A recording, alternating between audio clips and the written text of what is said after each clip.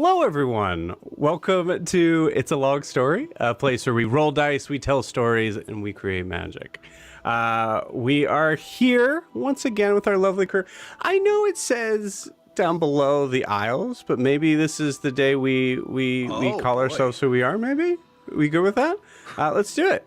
Welcome, everyone. We are here with our lovely crew from The Reckless. Everybody, take a look at your camera, wave, and say hi. Hi. Hey. Unfortunately, Drew is out this week as well.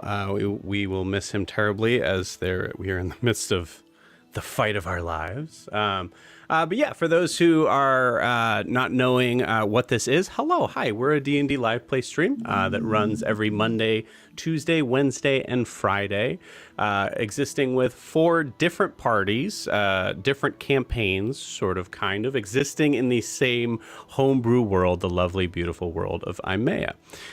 We have all these parties existing in that same time, so there are some interesting things that can come through with one party doing something that affects another, and having some guest stars possibly from other campaigns. For the crew of The Reckless, they are a considerable distance away from everybody for now. But so yeah, all of that is to say welcome. We hope you enjoy the show, I guess. Before we could jump in, a couple announcements. First and foremost, we have our one-shots, including the big one that I'm very excited about. We definitely need to have more players jumping in for, so I'm going to be talking about this the most. Our Candela Obscura one-shot. Specifically called Shadows of the North Shore. We'll get into a second why it's called that. But for those who are interested in playing a cosmic horror game designed by the people from Darrington Press, the Critical Role people, with a dice system that is extremely easy to learn, and some really cool heavy RP sort of sessions, very dark, very creepy, mysterious. I recommend checking it out. We are doing this for a couple different reasons. One, obviously, because Candela Obscura is an awesome game, and I actually really enjoyed my time with it so far. But also because we are trying to ramp up interest and getting more people to check out our upcoming campaign. So we're trying to get players for that. The campaign is called Shadows of the North Shore. So the difference here with our Candela Obscura game is it's the exact same rule set, same sort of lore, all of that stuff, just changing the setting. The setting instead is actually taking more of a real world turn into it, putting ourselves into the year 1901 in a place that is, as I say, near and dear to my heart, the North Shore of Massachusetts. So what the players encounter there, a lot of it is steeped in real legend and folklore of that area. So if that interests you and you're looking to possibly just to dip your toes into a different game other than D&D or Pathfinder or whatever the other big one that you're playing is, please feel free to check that out. So I'm putting our link for our one-shots on the private chat, but also if you're watching from YouTube, it's also in the video description below. We also have a couple other one-shots that we're running this month. I believe Where's My Darling Piddle is one of them, which is a really great one for those for any and all experiences, but if you're looking for like a good beginner one, that's a great one. Also, putting in the link to those that are interested in just joining the full campaign, as we are looking for players for that. Another sort of small snippet of announcement. I want to make sure that most of the attention is pushed towards Candela Obscura, but I just designed and started building the mini campaign for our drop-in, drop-out style campaign for Humblewood, which will be getting started in April. So if you were interested in playing an anthropomorphic animal in a very weird hijinks, kind of dark but also extremely silly world, this is the place for you. No links for that yet, so just stay tuned for more information on that. But for now, yeah, just be on the lookout. if you are interested in supporting the channel, obviously the easiest and best way to do so would be to like and subscribe and follow and all the other things for social media. It does actually help out a lot for channels, specifically for YouTube, to be able to have more of an outreach of people who are interested in watching and playing D&D. So thank you so much for that. And also just thanks for watching. And if you would like to see some behind the scenes stuff, some clips of like our favorite sort of like mini sort of versions of things that have happened in game over the course of as long as 3 years. Actually, for last Wednesday, we just hit 3 years playing for the Mongoose crew, which is nuts. Obviously, there's not 3 years of material up here, but you get the idea. So if you want to check that out, that is in our Instagram, in our TikTok, but here's the link for the link tree for all of those things. And I believe, just looking real quick, I believe that is everything that I needed to talk about before we got started. So the other part of this is that we need to get a idea of where we left off with our crew. So, Evan, would you please take it away? Yeah, absolutely. Hey, so for those unfamiliar with the Reckless, we're an odd group brought together by a repeating time loop and led by an enigmatic sylph named Sylvia, who had visions of an apocalypse, and for some reason, we are involved. We chartered the Reckless, piloted by Captain Zed, down a dangerous river to the port of Sway on the island of Chassavi. There we met the Bellmaker, where we discovered some strange relics, perhaps dealing with towers and the sun and the moon, that the Merlenloke are seeking. The Merlenloke are a cult with questionable ethics who have kidnapped Okra's family and seem to be hated by literally every other person we've encountered. Even Kay, the newly separated Merlenloke in the party, is not super fond of them. So, as we haven't learned to be discreet yet, and likely never will, we went to a tavern and blabbed all about the relic that Kaelinor had left the Merlenloke, and about Yamamori, the sea witch, who has something to do with the apocalyptic event we're supposed to stop. After a quick trip and betrayal by the owner of the tavern, the Merlenloke have conveniently come to us. Luckily, Kar, our friendly Aarakocra, harbinger of death and friend of spirits everywhere, noticed the Merlenloke landing on shore and alerted the rest of us, many of which were sleeping off their time in the tavern. We stumbled out of the tavern and decided for some reason to charge straight at the Merlenloke, while they charged up the beach at us. The six of us on the 9 of them. From the Merlenloke perspective, they just saw a 20-foot tall, unnatural wall of fog rolling toward them, had a banquet appear out of nowhere, had a literal grenade thrown at them from a glorious, celestial-looking winged badass named Riaris, and then got engaged by a sea elf and a hobgoblin who were also eating off the banquet table. The battle had been slightly tipped in our favor, but it's not over yet. Thankfully, the Bellmaker has joined the fray, and the monkey-like Hedozi are on their way, and Kar is possibly about to fly over and make a move on the Merlenloke ship itself, which has just opened its cannon ports and is likely about to turn this battle into a very challenging game of dodgeball. And that's where we're at. Incredible. If you can dodge a cannonball, you can dodge a dodgeball, my friend. If you could dodge it, you could do the thing. There's a full Isles reference there for that. Incredible, gang. Anything we missed? All right, awesome. Well, without further ado, let's jump in. So, before we get back into, initiative, some things we want to try to clarify above board on what is happening, especially for those that are, why no music? No music play? Hold on. Okay, let's try this one. Oh, scared. We did switch it to it. Yeah. The music is scared. There's no music. Still the violins. The violin players are really... That's right. I did forget that we changed it to the violin, so we need to make sure that we keep that along, as we are once again smack dab in the fray for that. Cool. So just a small recap. So for those that have in this party that have been fighting the Merlenloke before. The first encounter was so bloody that time itself decided to reset for some reason that did revolve around Sylvia, the sylph. And this time around, you guys are a little stronger, a little bit more ready, a little bit more prepared, one more new player, and also just a huge mass of NPCs that are actively trying to also protect Sway and everything that she holds dear. So we are going to start at the top of the order.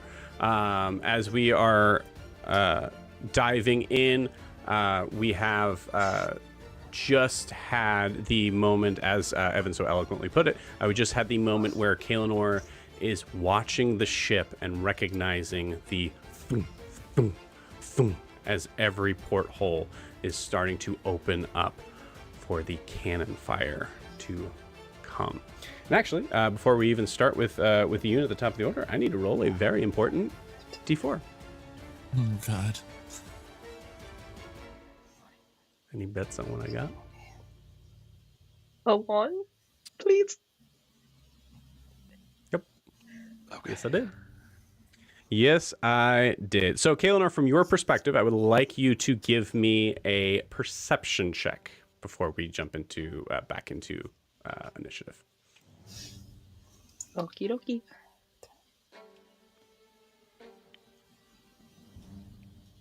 A 16.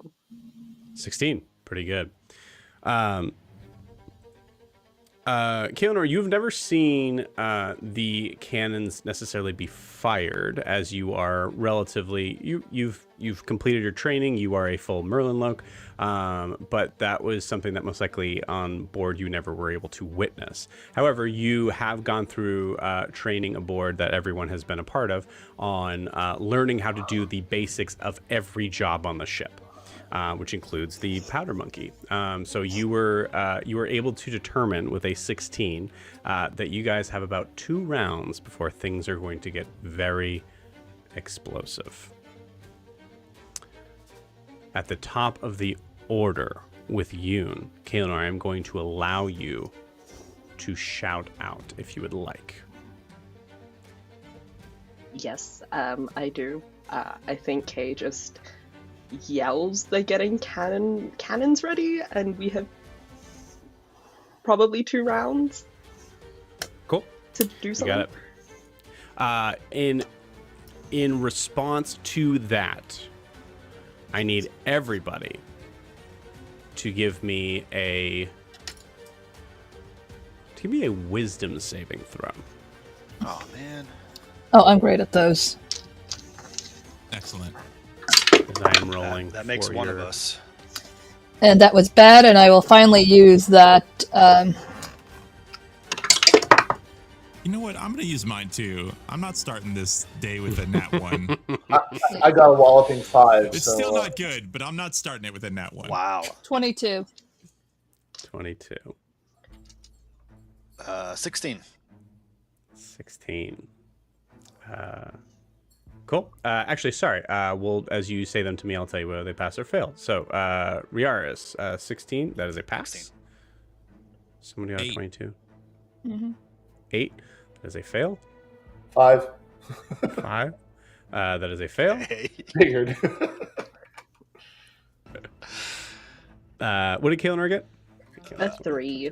Oh my god. A 3. Actually, I'm going to argue that Kaelinor, you are not affected by this.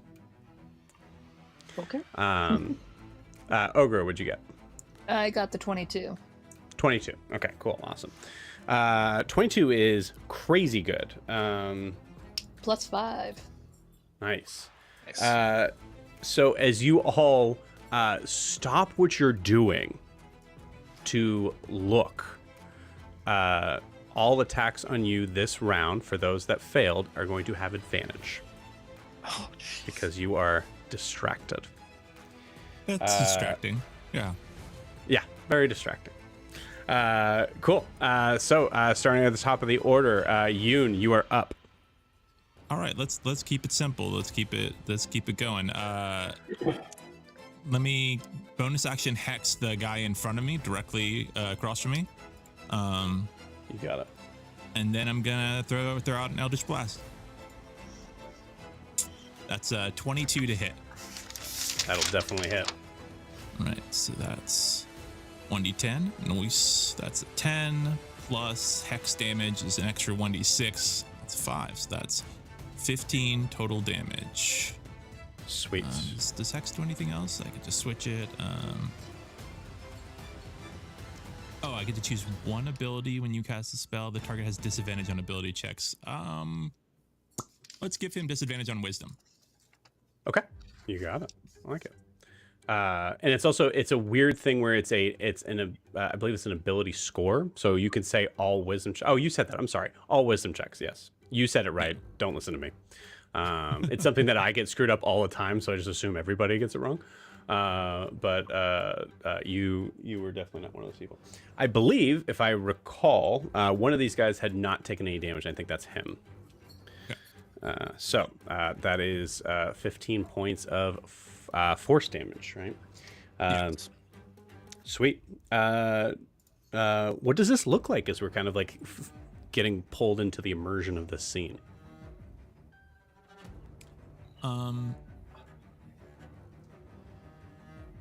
I think the hex isn't super visible. I think he just takes out a coin, flips it, and he's looking at him as the coin lands on tails. And it's just this sort of like little pull towards his luck. And then the Eldritch Blast is actually fairly, it almost looks like air with a little bit of a sort of golden shimmer just flying from his hand out and smashing into him. Nice. And those were the things I did. Those are the words I said. Incredible.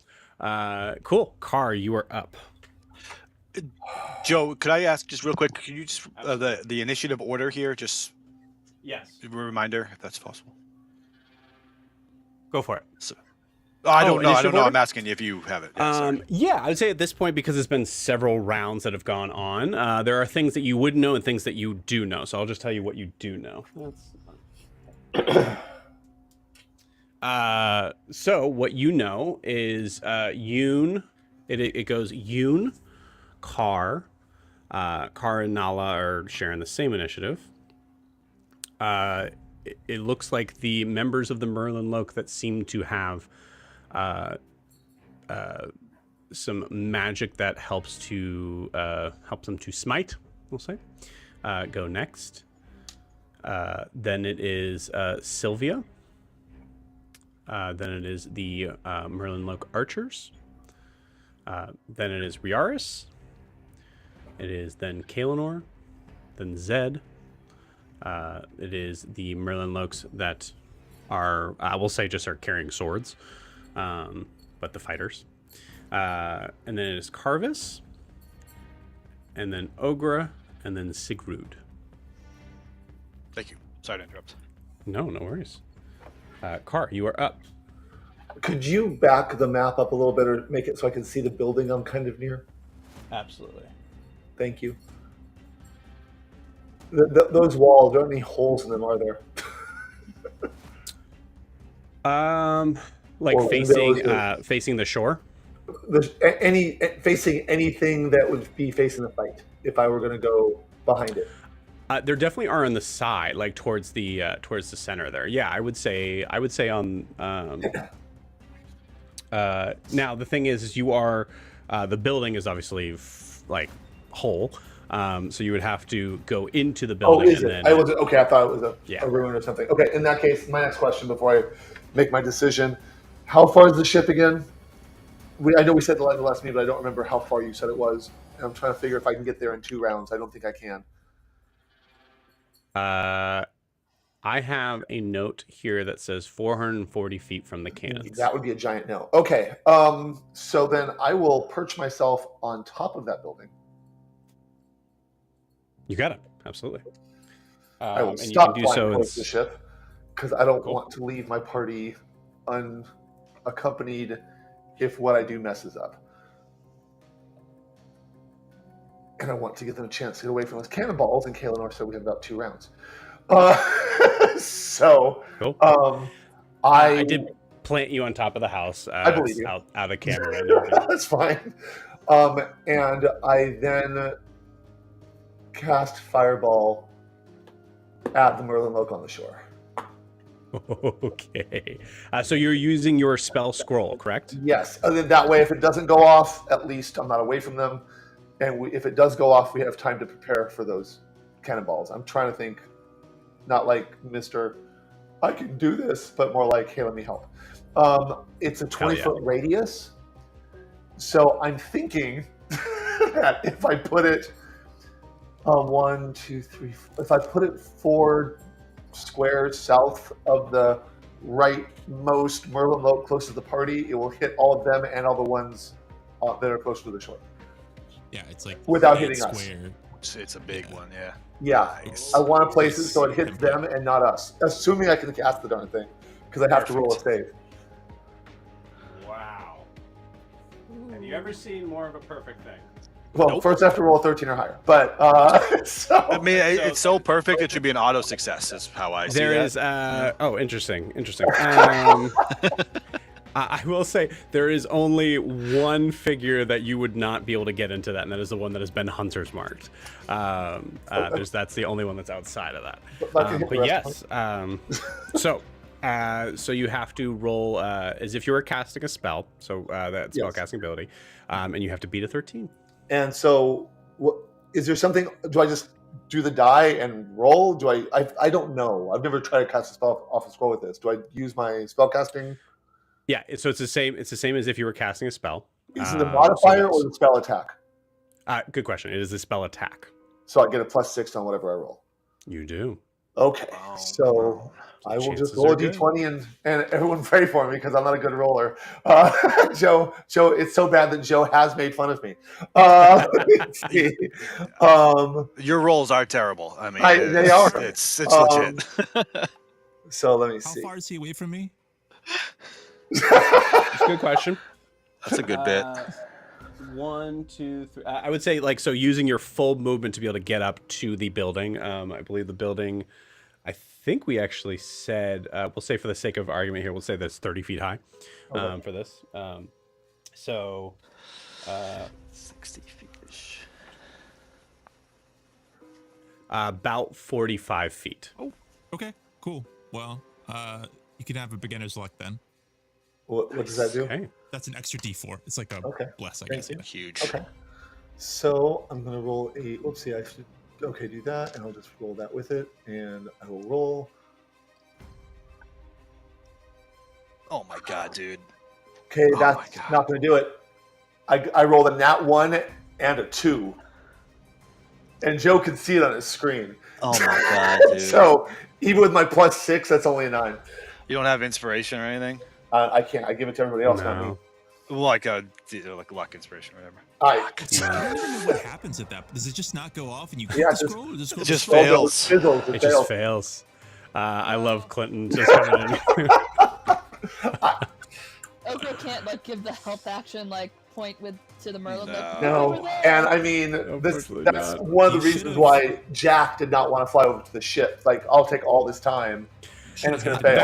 That is a good point. That would feel so much worse. That would be bad. That's I will take the scroll out of my inventory because it's gone now. The dice are telling the story, and I hate to twist that dagger, but that is your action. Yeah, no, I know. That's fine. One moment. Let me see. At least you're out of sight, so nobody saw it. Fiery, creature next to you. The other Erico girl who's there. The human fireball. Oh God! Rocket launcher. Fireball, Reminds me, I'll put her on there.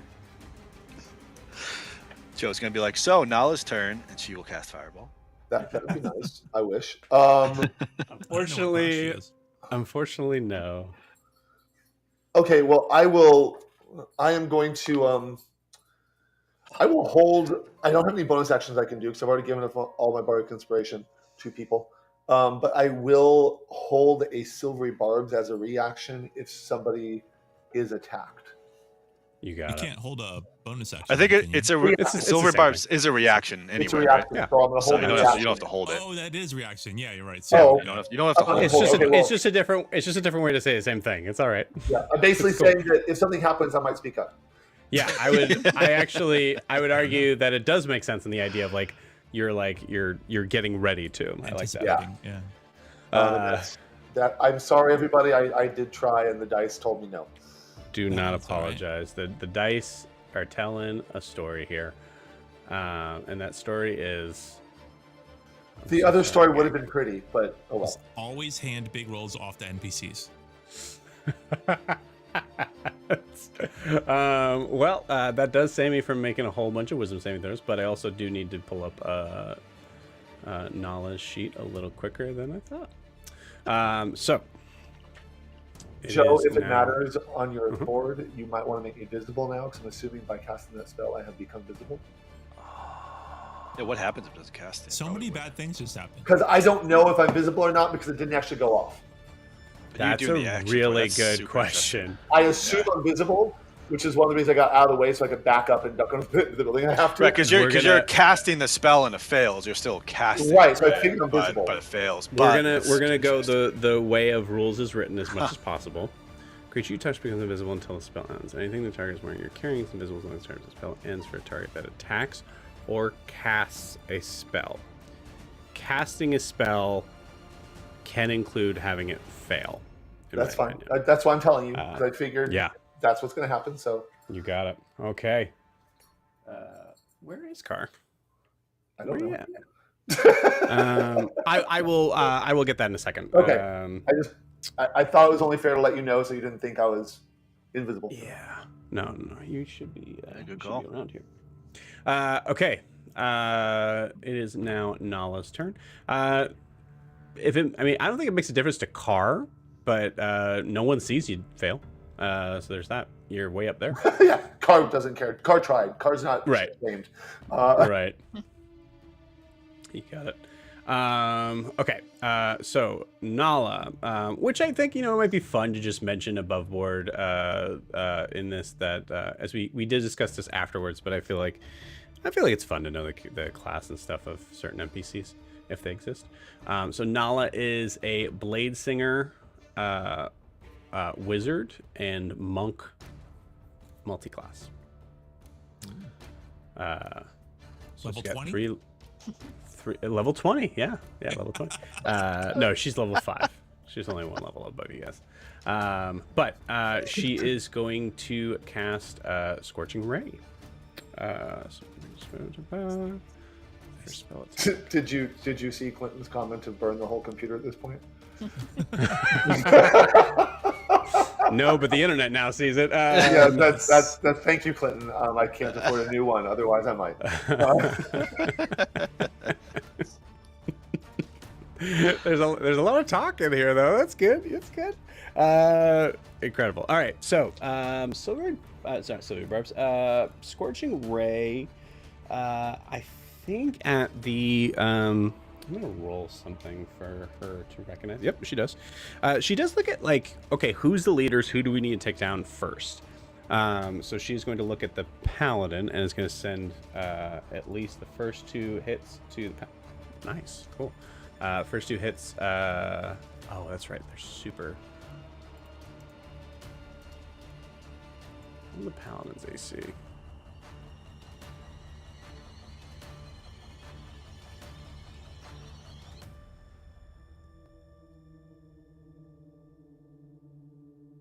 There you are.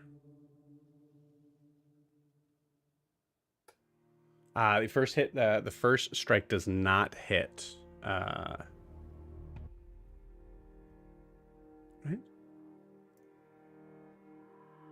Gang, I had the paladins tankier than the fighters, right? Yes. But the fighters had more hit points. Yeah. Okay. Cool. Yeah. So first one does not hit with with an 18. Second one does hit. And because they missed we'll do the last one, and the third one does hit. So sending two scorching rays to our paladin, which I think both of them are kind of on the ropes right now. Hold on.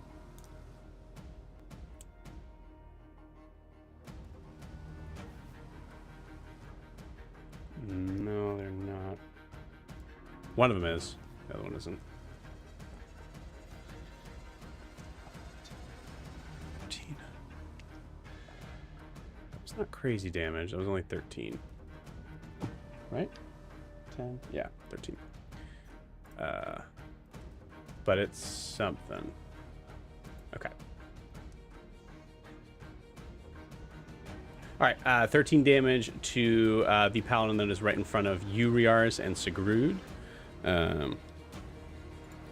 So takes those as you see those like kind of like essentially looking like fire bolts as they're heading the target. And you see him like kind of like puts his arm up to kind of shield one of them, and like kind of puts it down and like is now staring in Nala's direction. It is now. It's now the paladin's turn. Okay.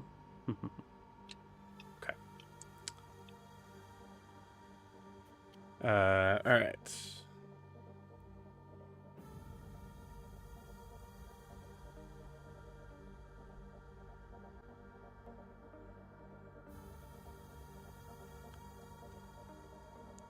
So they're not stupid. One of them does get up. Finally. Oh, and actually, I'm sorry, I forgot to think about this before. Shoot, what is this spell that's still... Ogre, your spell is still up, right? Yes. Yeah, you haven't had to roll concentration on it, so that's where we left off. Cool, so he is up. They all recognize what the spell is. Where is Ogre? Ogre is not really in line of sight. Yeah, I'm in the very back. Yeah, Sigrud is kind of towering over you right now.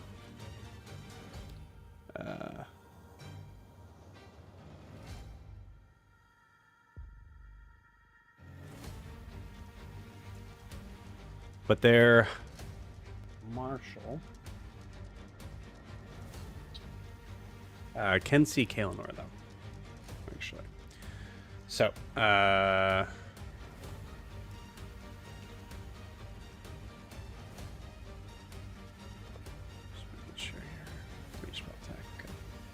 Kaelinor, what is your AC?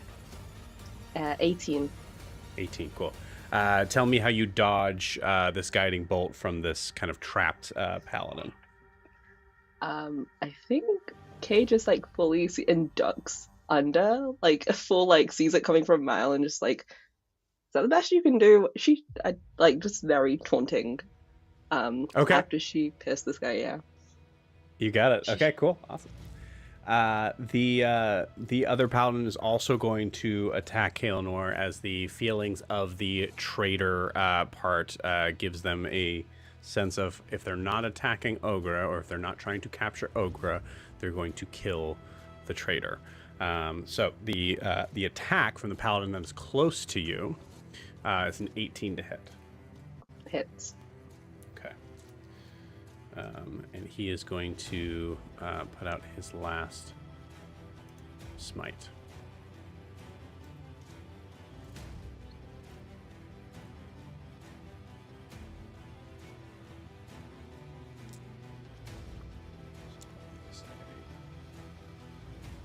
That is 9 points of damage for the attack, and then 6 points on top of that, so 15 total on Kaelinor. Okay. I am down. Okay. Oh, fuck. I had 12 hit points left. Boy. Okay. You need to eat food from the table, people. The paladin spits on the ground near Kaelinor and starts to talk in a language that I don't think... basically is like actually muttering words that seem to be probably more like in the idea of like Latin for us. Like it's just like you don't really understand what it is, but you can definitely tell it's something that is like relatable to the religion as opposed to communication. But Riaris, you see that happen. This is getting really loud. Let me turn it down a little bit. Okay. That is the end of the Paladin's turn, which means we need to bring in our friends.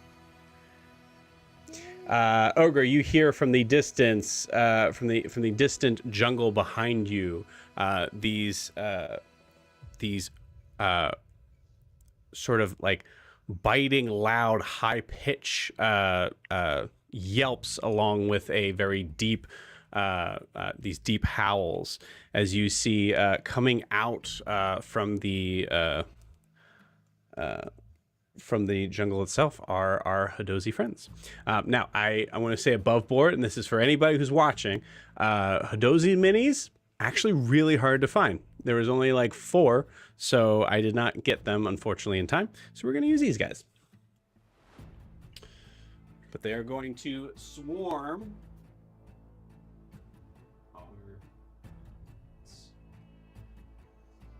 Actually, Ogre, I would argue that you can tell them what to do. As they come up to you, you can see them kind of pounding the ground. Unclear on whether or not they understand common, but now's your chance to command them where to go. Okay. Do they have like bows, or is it all mostly melee weapons on them? You see at this point, actually, they don't seem to be carrying anything. They're not even wearing armor. But you see as they kind of like slam the ground in rage, you actually notice that like the like puff of sand that kind of comes up from that looks to be impressive. Okay. These guys can hit hard. Okay. Actually, we'll say, I mean, if you're wanting to know like mechanical sort of like things for them, yeah. Roll me either a nature or investigation check. Yeah, like if they're wizards, I'm not going to send them right there. Like right next to them. They all know fireball. Okay. What was the check? It is either investigation or nature. I'll do nature. It's only a -1. That'll be a 16. 16, cool. They 16. You see that because these figures are like wearing like essentially like equivalent of like loincloths, and that's it. You imagine hit points pretty low, but with the with the fists and the movement there, you actually get the idea that these are full glass cannons. They hit hard, but they die very quick. Eat the food. Hey guys, welcome to the feast. Come on over. We got some more. Yeah, just come on over. Hey. 5, 10. Can I put 2 next to the 2 in front of all of us here? And then can I put What's all of us? Where Kaelinor, Riaris, all those people. Sorry, you don't even know it. I keep thinking you can see me pointing to the map. I've done it. It's all good. Yeah. Where the table is, where the 2 fighting us next to the table. Okay, so you want them to run over. So the distance, because we're kind of like now really kind of smushed in. So it would be hard for them. They're going to be able to attack on this turn as well. So it would be hard for them to be able to get in position to both attack in that way. They could try to kind of run over to the other side, but the reality is you do have the what is the spell? I totally forget. Spike growth? Yeah. You do have spike growth up, which will affect them as well. They're there. They landed there, so I can't move them at all. No, you're fully able to move them. Wherever you want to move them on the map, they can go. Then they're gonna land behind the archers and we might as well get them out of the way. You got it. Cool. So we'll say that as they kind of like run, you see, what do you say to them, Ogre, to like get them to?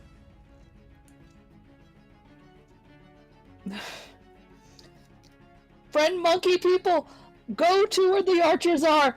They keep getting us down. And you see them just jump and like leap from their current position to going directly behind where the archers are.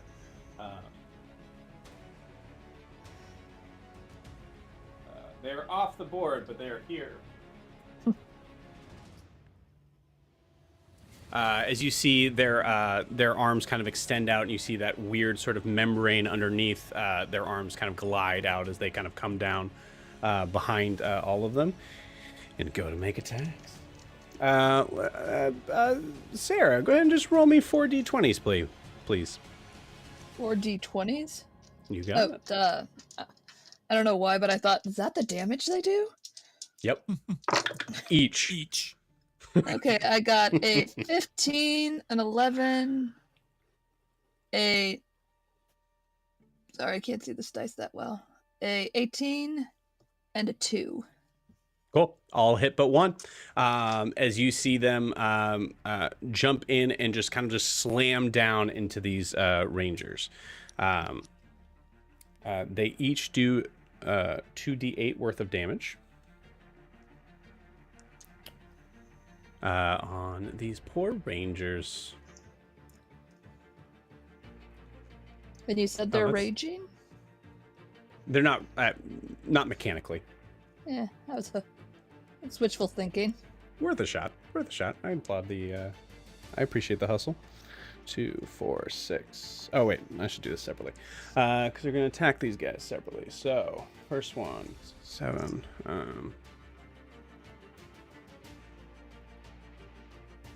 13.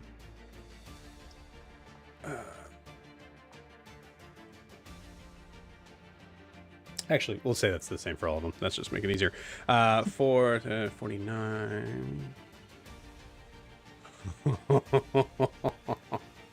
Oh my gosh. None of the rangers go down. They all look like they are barely standing. Incredible. Cool. One of them seems to be okay. One of them has taken only 25 points of damage, but the rest of them look pretty rough. Only. Cool. Only as you see them now having to deal with this threat that is close by, which, by the way, as range attack rules go, also means they're going to have disadvantage on their attacks. Right. So. I didn't think of that. Cool.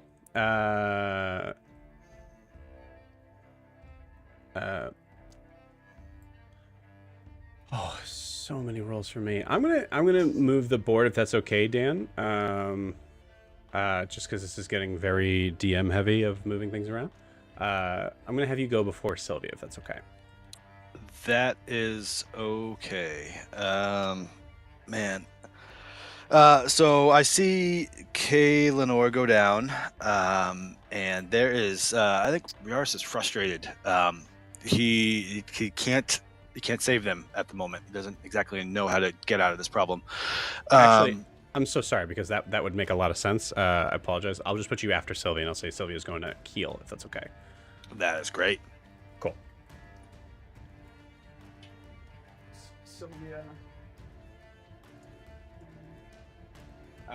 goes up and tries to lift you back up with her hands, but as she does so, she's not very strong. She's just trying to kind of like help you to kind of pick you up. As she doesn't whisper to you. I think she's like the loud battle whisper of, "I believe you now." All it took was dying. All it took was dying. As you come to with 14 hit points. Wow. You are still prone, but now, Riaris, it is your turn. Question for Spike Thor, Spike Growth. Is it if someone enters the territory, they take it as well? So if I were to suddenly enter the territory, I would take it upon entering? I believe right. So. That's how I would imagine into it would work. or within. Yeah. Okay, so right next to me is a paladin. Is that yes, right in front of you is a paladin. Right in front of me. With his long halberd out. Okay. I would like to. So that was the one that took Kaelinor down. I'm Yes. guessing. So, I can't tell if I'm 5 feet or 10 feet from it. I don't think it matters. I would You're like 5. to. I would like to try to push him back and just say, get the fuck out of our faces, and just try to shove him back into the spike growth. Just shove him back. Okay, Yeah, cool. I love that. Just a shove action or whatever. You got it. I would say to do that, I will allow it. Just the small thing with that. The hard thing with like rules is written. Forced movement becomes a tricky subject in regards of like taking damage in that. Sure. In this case, I would and please don't yell at me right now.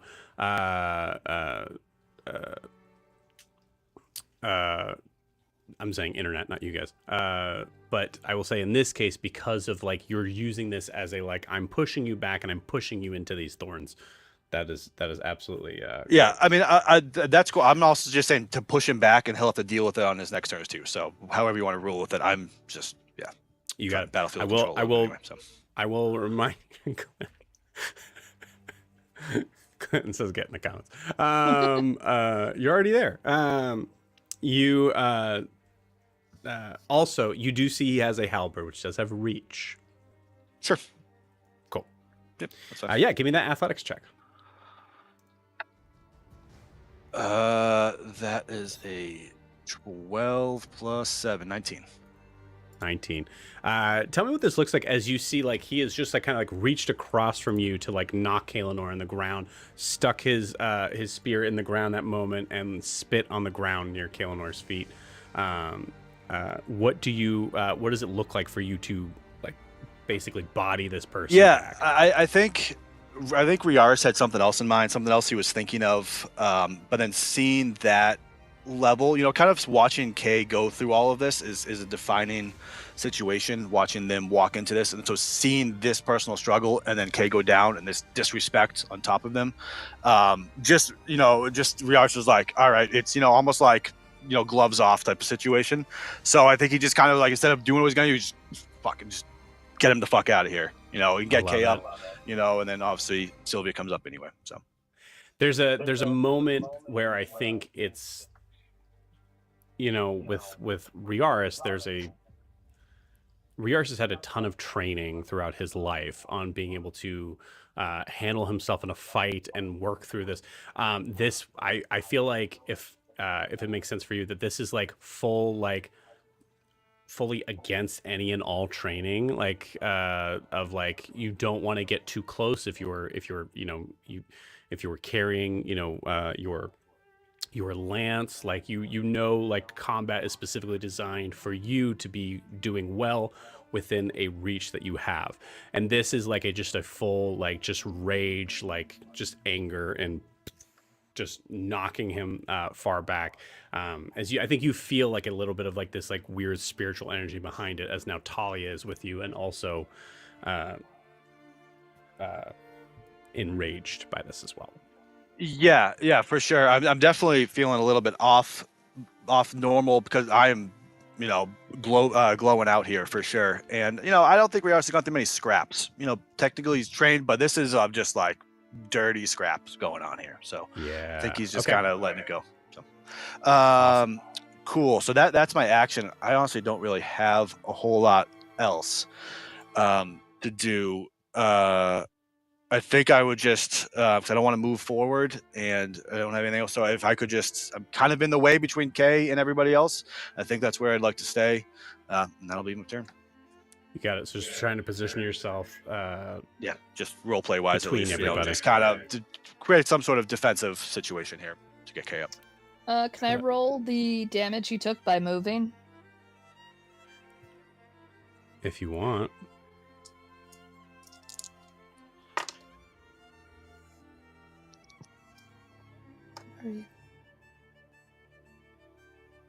Three. 6 points of damage. Okay. You got it. Cool. Still looking up. But what could I? This is probably no. My radiant over thing is 2 points of radiant damage on an attack. Not really an attack. It's a shove, so I'm assuming that wouldn't trigger. I'll allow it. Yeah, absolutely. Especially in the like anger of this. Absolutely. Yeah, let's do that. So, I think that's cool. 2 points of radiant. As you see that, like, kind of like, I think like using your shield, you see like the shield itself has this like weird I'm trying to keep my brain as much out of Elden Ring as possible, but it is that full Elden Ring like shield bash thing where there's like just energy behind it. Yeah, that's super cool. Could I? I'm sorry. Could I do one last thing, if possible? Could I fly 10 feet up in the air? And I'll take an attack of opportunity. That's fine. I want to keep them within reach of the lance, just to go straight up and just kind of create a presence right up above. Got it. Bonus action to do that? No, I have my divine radiant consumption, so I have wings, so I can fly for a minute. That's still up. Yeah.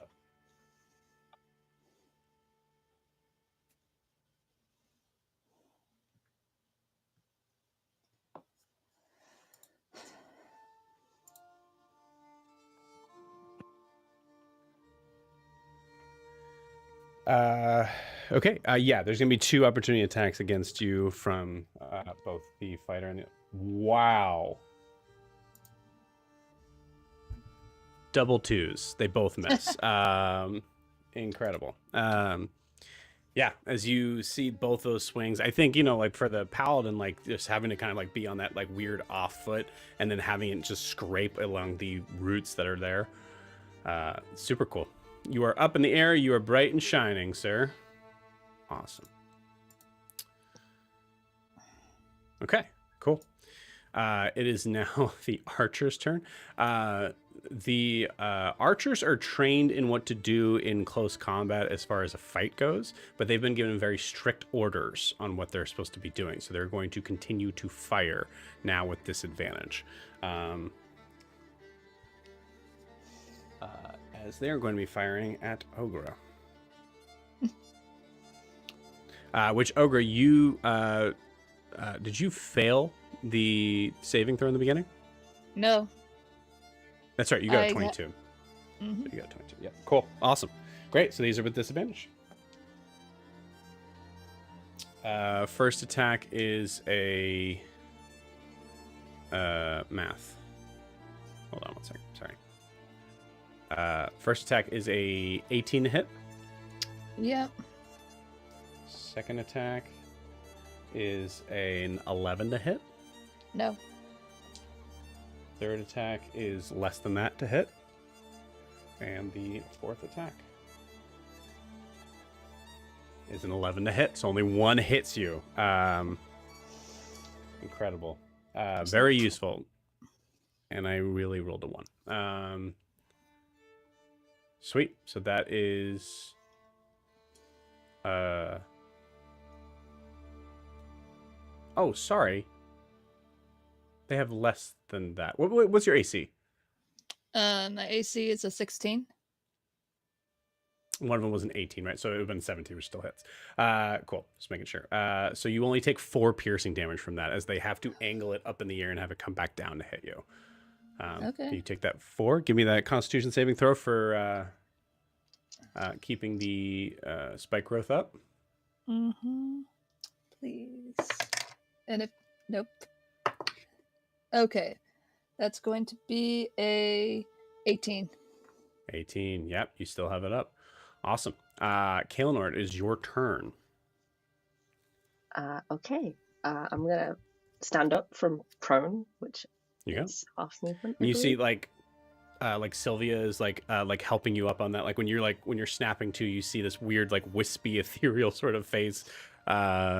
Actually, yeah, roll me a perception check to see if maybe you didn't hear what she said as you were unconscious. It's a 5. A 5? You have no idea what she said. Incredible.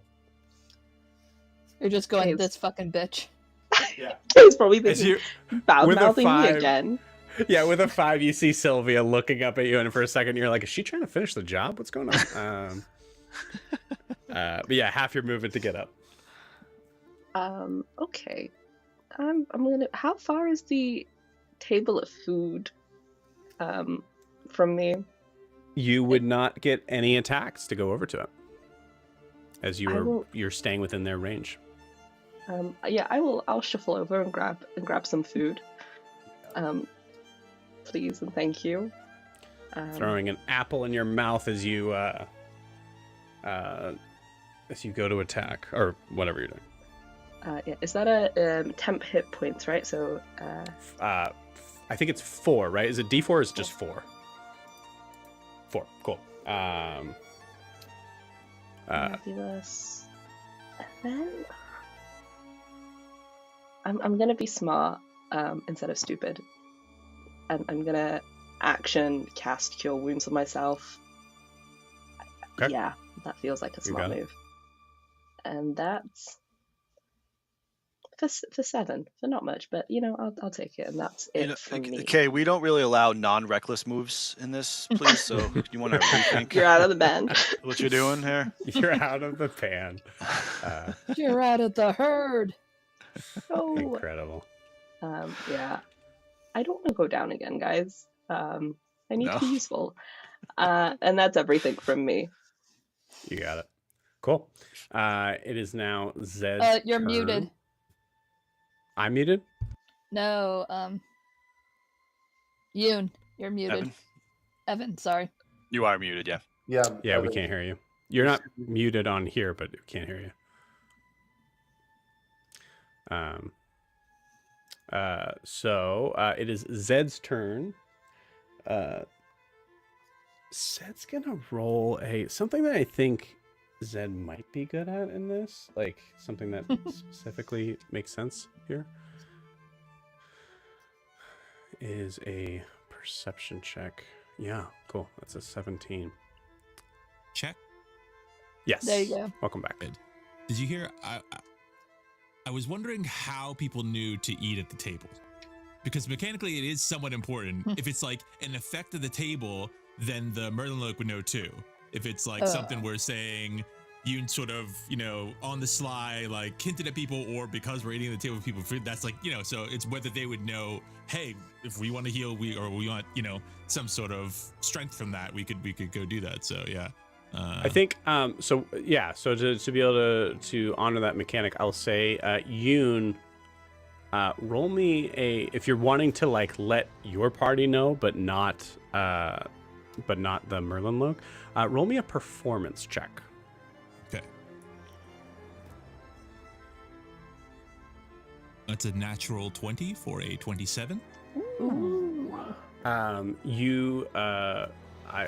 Because we have to reward nat 20s, you do receive 1 beginner's luck back as you are able to magically cast a message as a reaction from a previous turn that allows all of your party to know.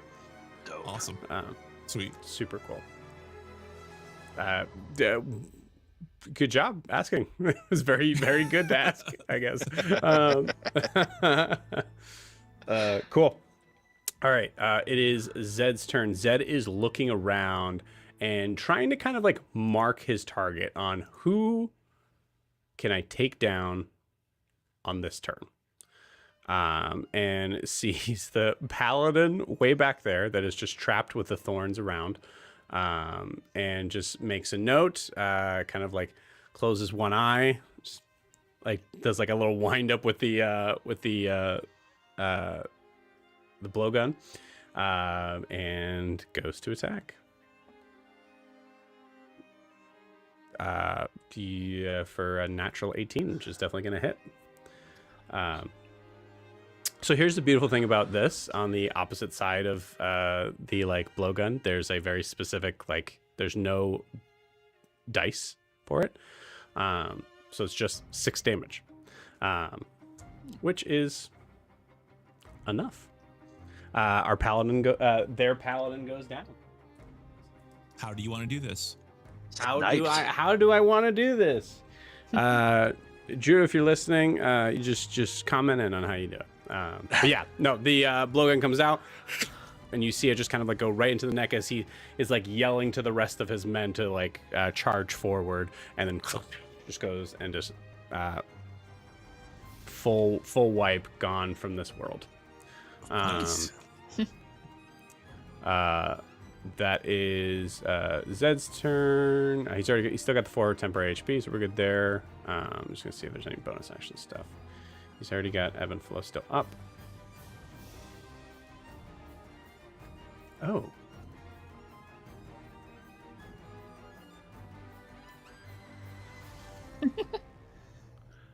Yep, hail. Yeah. I'm gonna say because you called it out. It just he did it. But I don't want to be the one to kill him. Like, I'm sorry, gang. I'm so sorry. No, do just it. pretend Do Drew it. did Do it. this. Because that's so fucking badass. That is so awesome. Or half as much damage on a successful one. Okay, so it's a D10. So this is well, dex save first. We'll say this is for all of them. That was a 3. Okay. And that's an 8. Along with the paladin, as the paladin kind of like looks down, as one of the archer kind of like looks down to like check on their captain, all of a sudden, just raining from above are just this like of all these like little darts that kind of come out and just you see from the floor of the the beach floor from the paladin side, eyes just fully glazed over. You see 3 more bodies fall on the ground. Whoa! Nice shot, Zed. This Good is job, why you need Drew. to stay awake and fight Zed. All right. You see him full men in tights, like spins the spins the blowgun, goes to put it in his pocket and full on drops it. Slips on a Cool. banana peel on the table or something. Yeah, exactly. Full hijinks there. Sweet. Nice. Okay, cool. Oh my gosh, there's so many NPCs. So it's the Merlenloke fighters now, who are both going to attack Kaelinor. Here we go. First attack is a 17 to hit. Misses. Okay. Nice. He does miss, just a reminder. Can I use my reaction to You play absolutely dance? You can. I don't. That's an 11 to hit. Okay, you got it. You do it does look cool. You spin and you're able to kind of knock it out, knock the sword away from the hand and points it at the throat, but just happens to miss as the fighter's able to kind of move out of the way. The other one's going to go to attack. It's a natural 19 to hit. Hits. Okay. Is he within 60 feet of me? I would say because of how we measured Yoon, I'm going to say yes. I think we said Silver Yoon is barbs. 45, right? You got Silver it. barbs. Nice. It's a natural 17. Damn it. Misses. Sorry, Sorry. Kay, I Sorry. tried. 17 plus something, 17. I'm sure, right? Oh, goddamn. Yeah, it Yes. hits. Yeah. Sorry. Plus, so it's a 24 to hit. Misses. Misses. However, Kay, finish your thing. Sorry, Joe. No, you wanted to give Kaelinor advantage? Yeah. You got it. Thank you. Oh, these are heavy. These are heavy hitters too. Oh, not with that. That is 9 points of slashing damage. That is okay. You are still up. Okay. It is now Carvis's turn. Carvis is, I believe, on the ground. I just see him on the ground there. So, oh, I forgot to roll initiative for Clem. We're gonna say Clem goes last.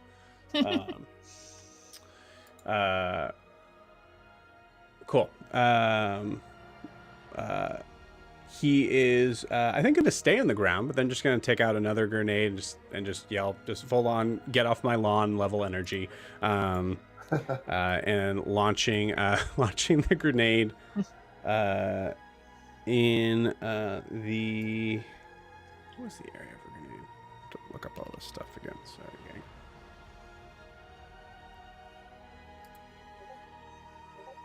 Within 20 feet. Oh, wow.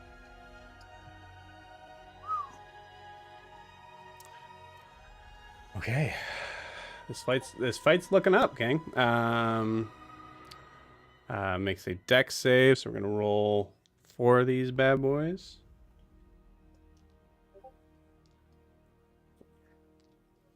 This is for the archer. Fails.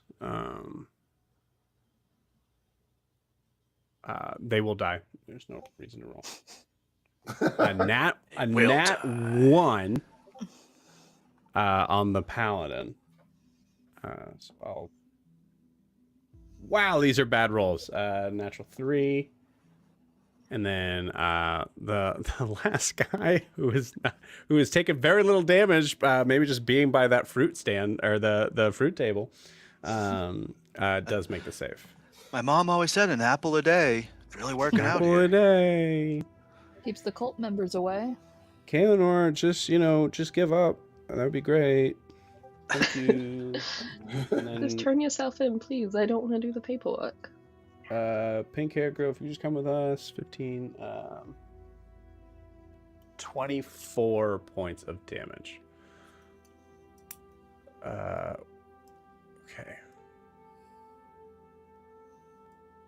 Half for those that made the save. So half is 12, 15, 30. No. 28. Fighter 3 is still looking okay. The rest of them, I think the rest of them all failed. What did I say, 24? Yep. Cool. Paladin's gone.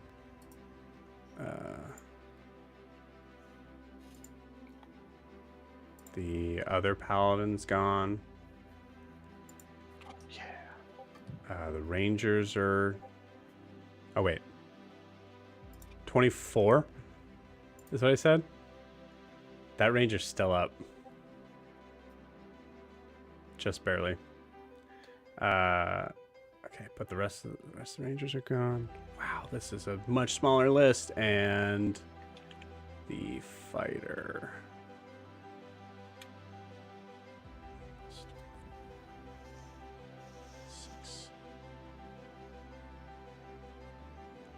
It's also still up.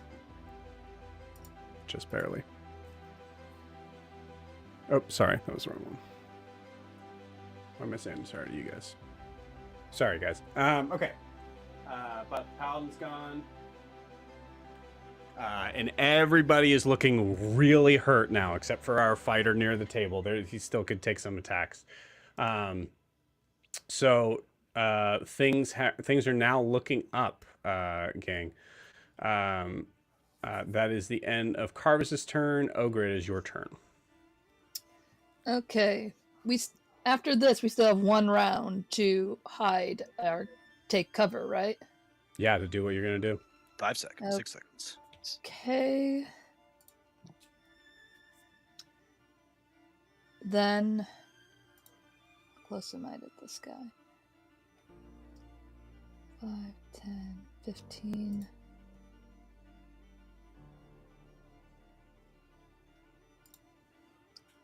You said the fighter is still pretty beefy right now?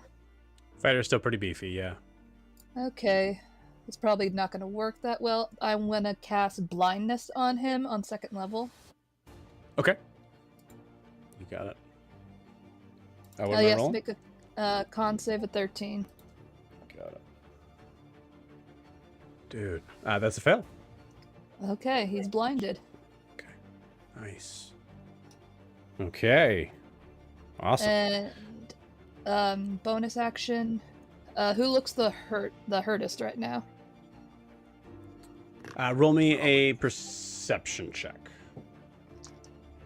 Oh, of your party? Yes. You guys can just say out loud. That's fine. Okay, I would guess. Yeah, probably K. I'm That one- 16 out of 36. Yeah, we haven't really gotten hit. Yeah, you need a little bit of a boost. I'm going to cast Healing Word at you. Percentage-wise. You at 2nd cannot level. use. Hold on, 2 you can't spells, use yeah. 2 leveled spells. Oh, duh. Keep forgetting Okay. that part. Then that's all I can do. Does that Got it. drop spike growth? Is blindness a concentration? Wait. No, it's not. It's not? No. Oh, cool. Nice. I assumed it was. Yeah, same. They just gotta Sweet. save every turn or something? Then can I actually move 5, 10, 15 feet, going to where the Bellmaker and Clem is? I want to move 15 feet that way. 15 feet towards Carps. You got it. Yeah. What's the Bellmaker? 5,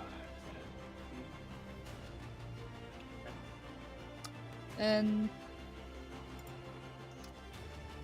let me just check one more thing. Yeah, I can't use it yet. Because that's an action. Yep, that's it. Okay, no problem.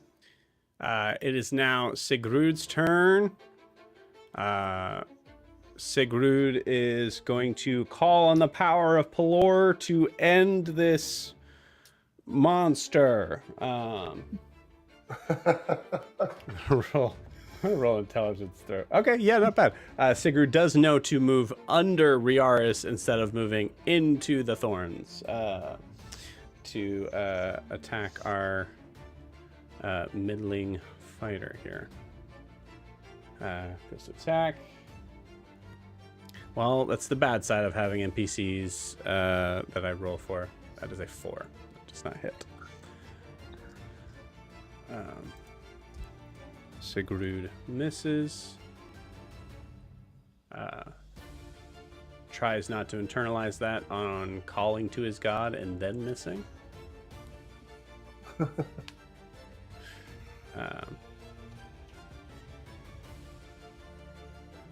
And oh, does he have? Yeah, he has one more spell. I will say he will. Just because we fully forgot about this, anyways. He is going to try. He's going to look at the fighter as he like stabs with the halberd. You see the shield from the fighter goes up and goes. Why not pick on someone your own size with a white head and tentacles coming from the back? Attack me! And he's gonna cast Compelled Duel. Nice. I'm rolling dog shit, gang.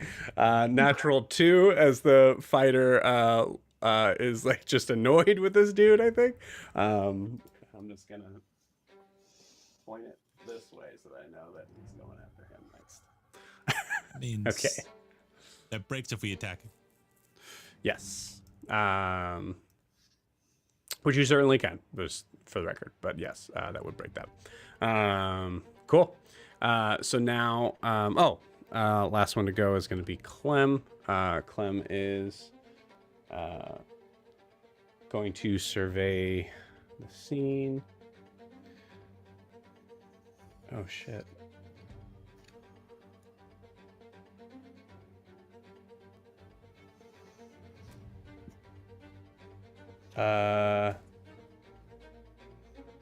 Okay. Like I said, I'm rolling awful.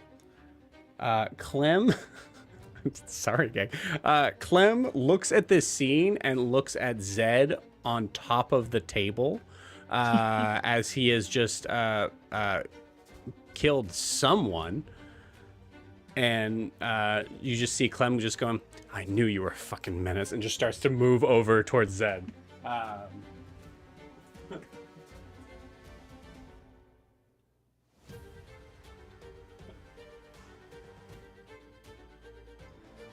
Holy shit, how much is her walking speed? Well, she's gonna use an dashing. action dash to get over there, which will make her lose her rage.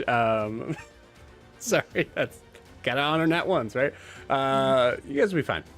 Top of the order, as we have the last round before we know that cannon is going off. Yoon, you're up. What are you doing? So the guy like across from me, he's blind and hexed. Yes.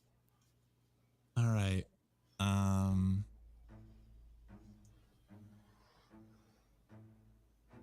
Everyone that was distracted are no longer distracted. It's a new round. All right. I'm going to cast suggestion on him. Okay. And just gonna say, shouldn't you be going back to the ship at this point and reporting that Kaelinor fell in this battle?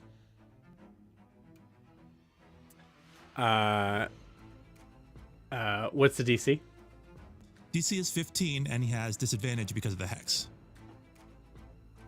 On wisdom. This is wisdom save.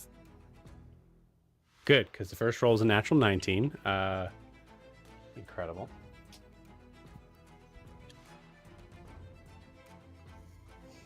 What'd you ask him to do again? I asked him to go back to the ship and report to Kaelinor fell in battle. Now he's blind, so he's gonna have to figure out how to do that. And there's Right. a spike growth too, so he's going to be taking damage. I'm not sure if you want, but you know, just has to be somewhat reasonable. She Has to be did somewhat- fall. She Or did they fall. That's true. That's very true. In terms of order, the fighter did see her get back up before he was blinded, right? Sure, yeah. Yes. Yeah. Okay. Just making sure. Can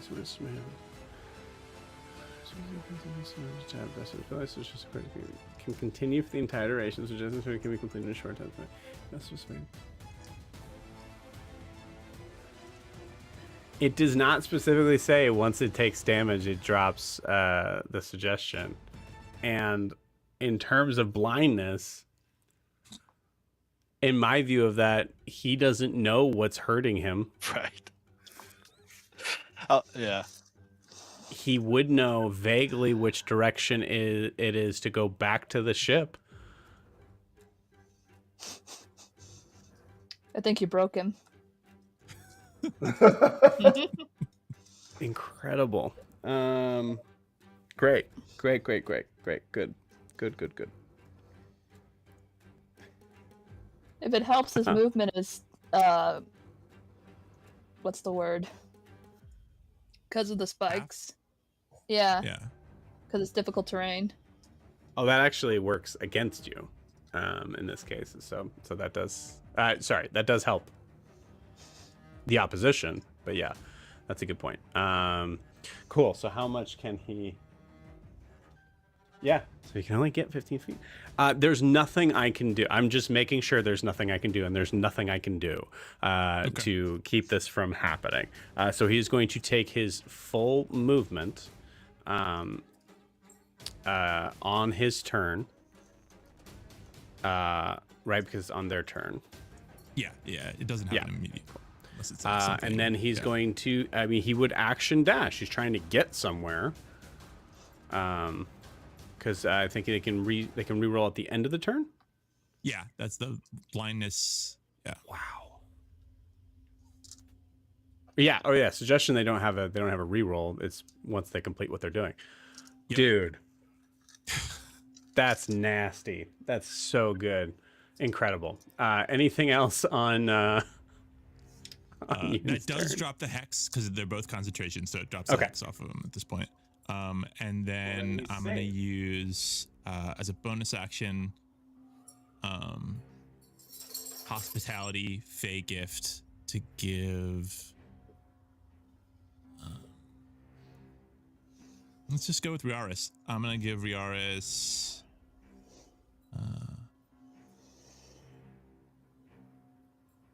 5 temporary hit points. You got Thank you, it. sir. Plus the help action. Okay. Any movement? So I'm kind of aware that these cannons are kind of coming at this point. So I am going to take a couple steps behind that rock at this point. Let's just say 15 feet to the left. So like 3 blocks, I think, gets me kind of behind there.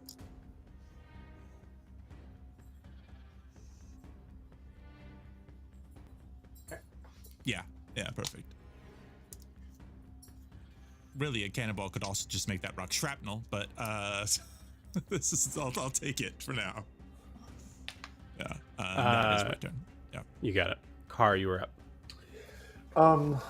If I drop down my full movement, it's hard to see where I am. Am I within 30 feet of any of the Merlenloke? I'm trying to get closer to the ones under Yaris.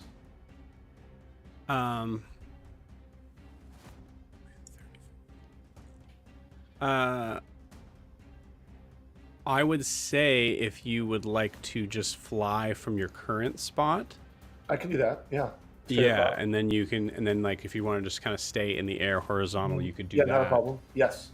And then you definitely would be within. Then yes, please. Is there one specific you want to be in? Yes, the one that was just hexed, used to be hexed, but is no longer. Okay, you got it. Is that the one that's also blind?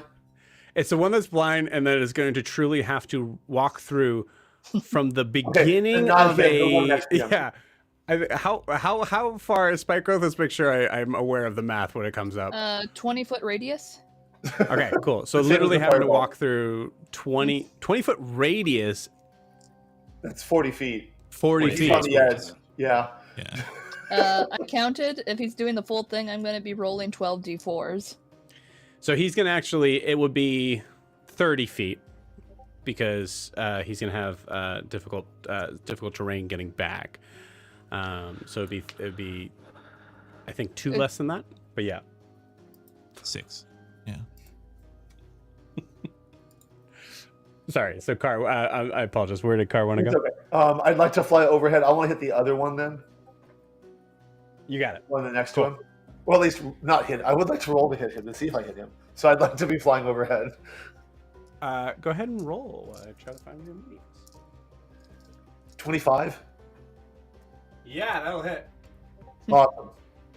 I didn't hit the fireball. At least I hit it with my crossbow. So damage is going to be 7 plus. Hold on. Where's my mouse? There it is. 7 plus 5 for 12 damage. Okay. And he has to make a wisdom saving throw DC something. Hold on. DC, same as my spell DC. And my spell DC is 14. So wisdom save against 14. Okay. Ooh, that's close.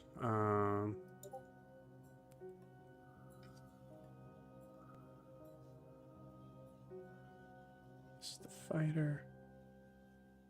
Wisdom's only a +1. I rolled a 12. That's a 13. Perfect, which means I'm rolling a d4. I got a 2. He has to move in a random direction based on that 2. He has to move the growth. He has to move back. He has to move back. Incredible. And I say thank you, Bellmaker. And this is equivalent to the Dissonant Whispers, which, if I recall correctly, is one of the only spells that isn't technically forced movement. Yeah. I'm going to check that. You made it, certain. so I don't know. I just know it's called Subtle Force when I hit a creature, blah, blah. Additionally, target must succeed on a wisdom saving throw or be compelled to move 10 feet in a random direction. Does not provoke opportunity attacks, and if the direction rolled is blocked, the target doesn't move. Right. Target creature seems to be influenced by unseen forces. But we also established that it's kind of the thorns, even with the shove, kind of still did damage, even though it was a sort of force movement at that point too. That was situational. I think that was like the shove does make more sense there. Yeah. But just no whispers.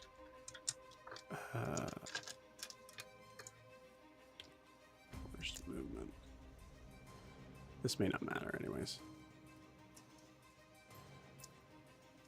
Yeah.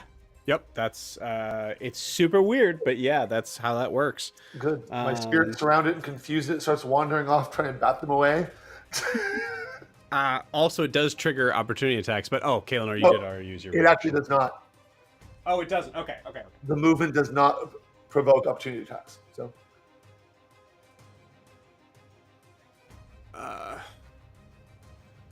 Yeah, that makes sense because it's so easy to do. Okay, cool.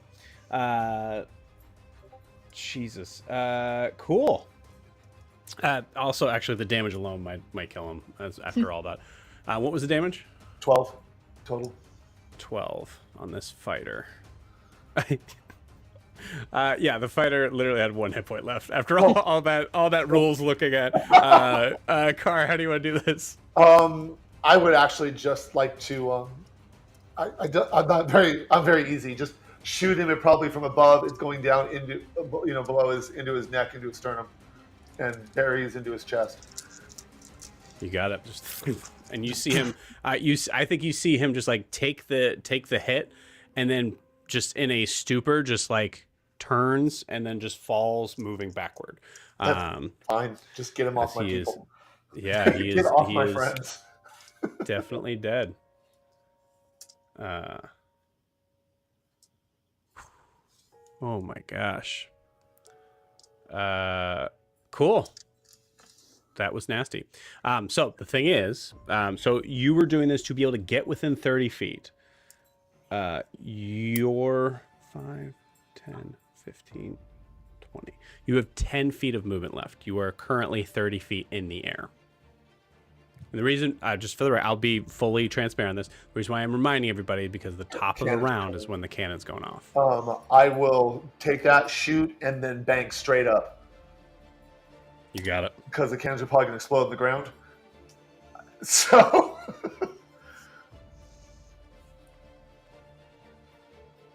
You got it.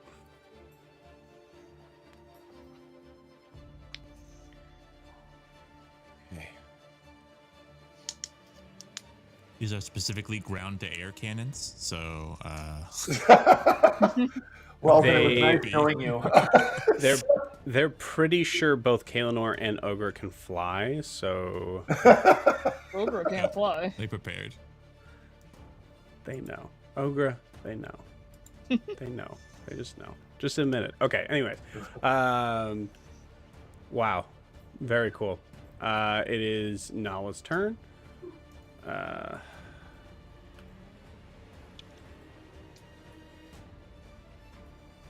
Sure, why not? Hold, please. Holding.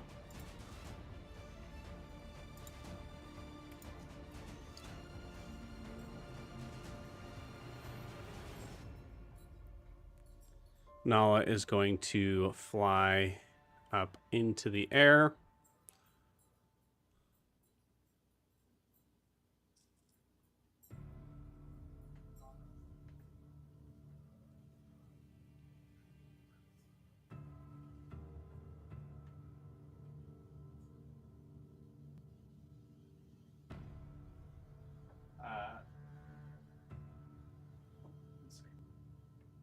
This is kind of cute. Nala's speed is 50, so she is perfectly in the height where Kara is. Or no, Kara, you did 10 feet, right? Yeah, I went 10 feet up after. So however tall the thing is, the building is, plus 10 feet up. Yeah, so she's 10 feet above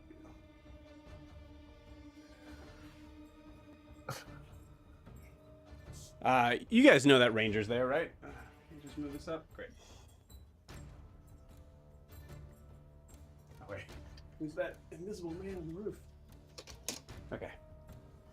We got a bunch of flying people, gang. Cool. Sweet. All right, so Nala's gonna cast another her last scorching ray.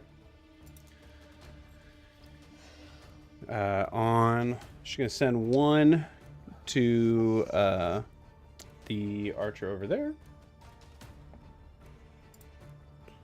That'll hit.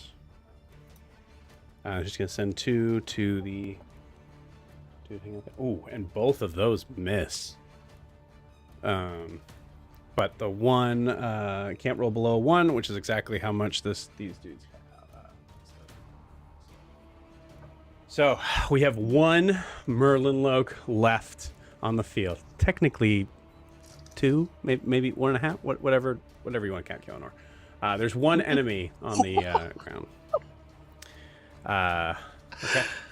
I was like looking around. I'm like, where's the other one? And then the Kaelinor dropped. Like, oh man. Got it. That's a low blow.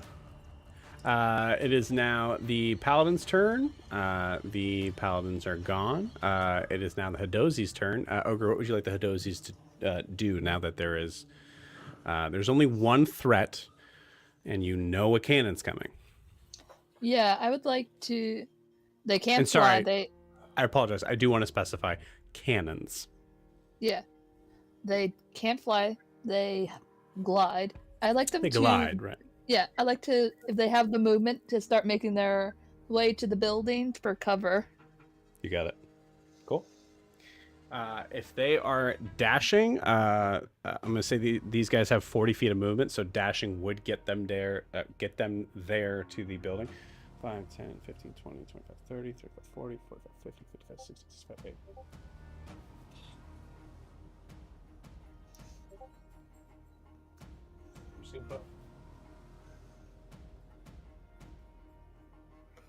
I'm just going to put one there to signify all of them. They do make it back there. Okay.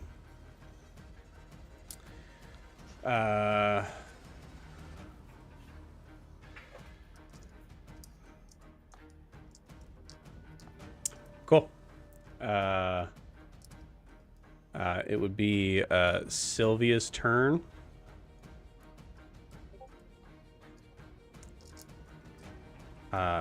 Sylvia is going to be doing something.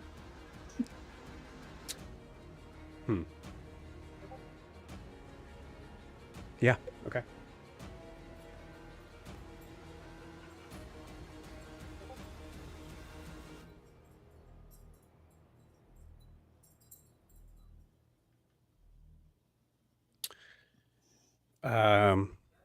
She just walked into it, though. I know. She will hover above it. Okay. She is flying. I'd like everybody to roll me a d20, please.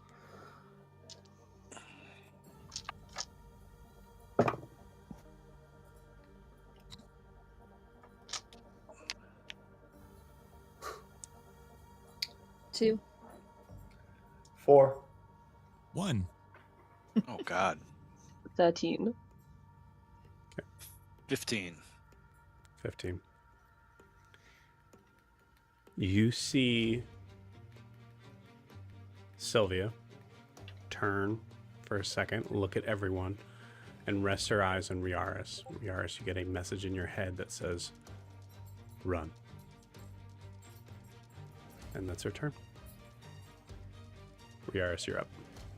Okay. This last fighter is looking pretty almost dead. Or knows. Yeah. Okay. He's doing okay, but he also is going to be taking some damage coming up. You don't, like, in character, you don't know that, I don't think, so. I'm sorry. Is he like charmed and stuff? Like, would I know He's not to hit him? I mean, I said the suggestion. That's just the suggested guy, right? Like, I said it so you would have heard. So I think I feel like I would have. Yeah. Okay. Okay. Cool. Yeah. And you see me use that spell before too on the guy that I made eat his scroll. Yeah. Okay. Okay. So, all right. So, knowing what Sylvia said to me, I will fly 10 feet higher. So I'll go up 20 feet in the air. Okay. I will flip off the ship, and I'll just say, "Get the fuck out of here!" And I will then I will yell to everybody else, "We need to get the fuck out of here!" And we'll fly 20 feet, probably over the table towards that rock area over there. I don't know if there's hiding spaces over there, but I imagine he'd look to that rock and try to go that way or something. Are you grounding yourself, or are you making your No, movement I'm still want to be up in the air. So I'm going up 10 feet and then moving 20 feet in whatever direction. Okay. Probably, probably towards the rock. To eventually ground myself, but I'm not doing so this time.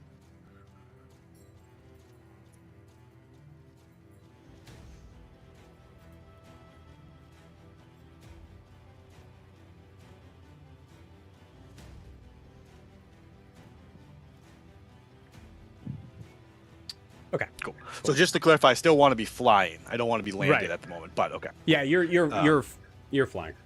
Cool. Excellent. Yeah, I think that's my turn. Okay.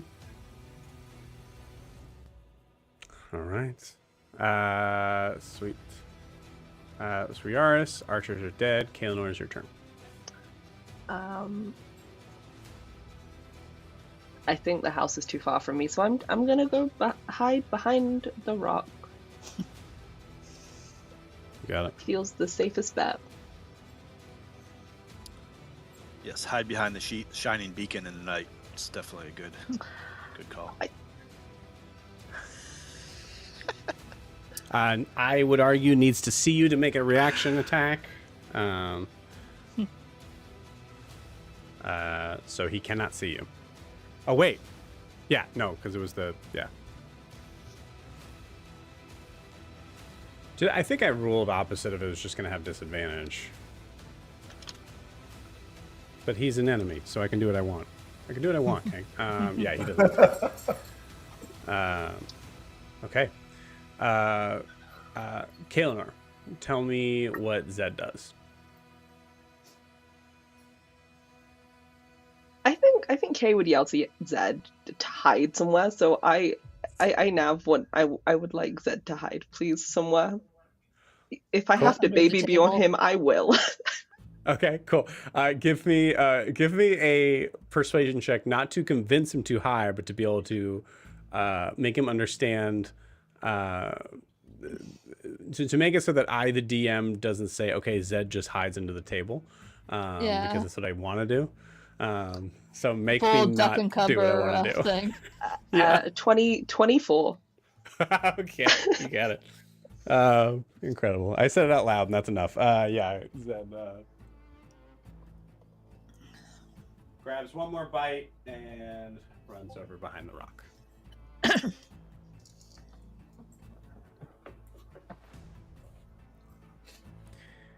Okay.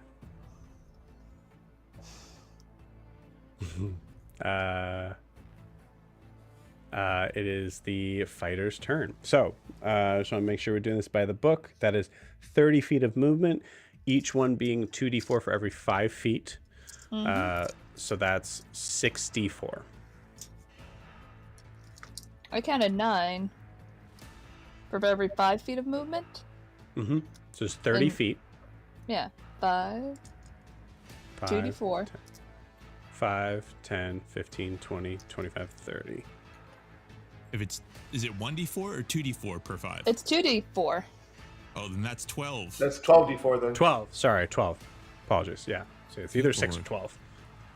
Yeah. 30 feet is 6 spaces. Yeah. 5, 10, 15, 20, 25, 30. Yep. So many clickety clacks. I know. I'm going to use the tower. It's going to be so Oh, I love it. And that's going to be 3, 6, This is weird. He 9, might survive this. 12, 15, 18, 19, 20, 24, 28, 30 points of damage. Okay, nice even round number. He is still up. What a trooper. But he had to use his action to go. I'm going to have him roll a wisdom save at the end of his turn for him to be able to break from blindness so that he can see before his demise. He does break from blindness. So he's here. Off screen, Crawled through 30 feet of razor sharp thorns. Yep. Blood running through my eyes, cleared my blindness. He is. I mean, it's so. I'm going to argue this. It almost for sure will not matter, but it's so much pain over time that I'm gonna say he should probably get another wisdom saving throw for this, if that makes sense for suggestion. Well, there's no save for it though. Right, I know. I'm saying he's got like 2 hit points. That's fair. You know what? It's fair. It's semantics. He could decide to like try to skirt around the thorns. Well, now he's like stuck in the middle of it. Now he's just stuck in the middle of it. So that's a good point. We'll keep it the way it is. You're right. Rules is written. That is absolutely true. I want him to live and make back the ship, but I don't think he is. There's no way. There's no way. But we will include him in the things coming up. Okay. It is Carvis's turn.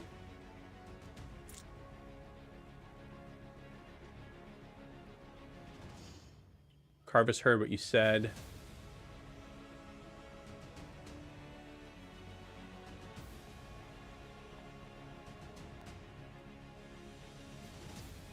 You see Carvis like looking around. He like pulls out his backpack, starts to kind of like pull stuff out, and he's just kind of like throwing it up in the air, trying to find something to be able to guard from this happening. And you see him like kind of like look at an empty bag and look up, seeing that there is nothing. And I'm gonna say he looks at Yoon and goes, I'm so sorry. And you see him fly and take off.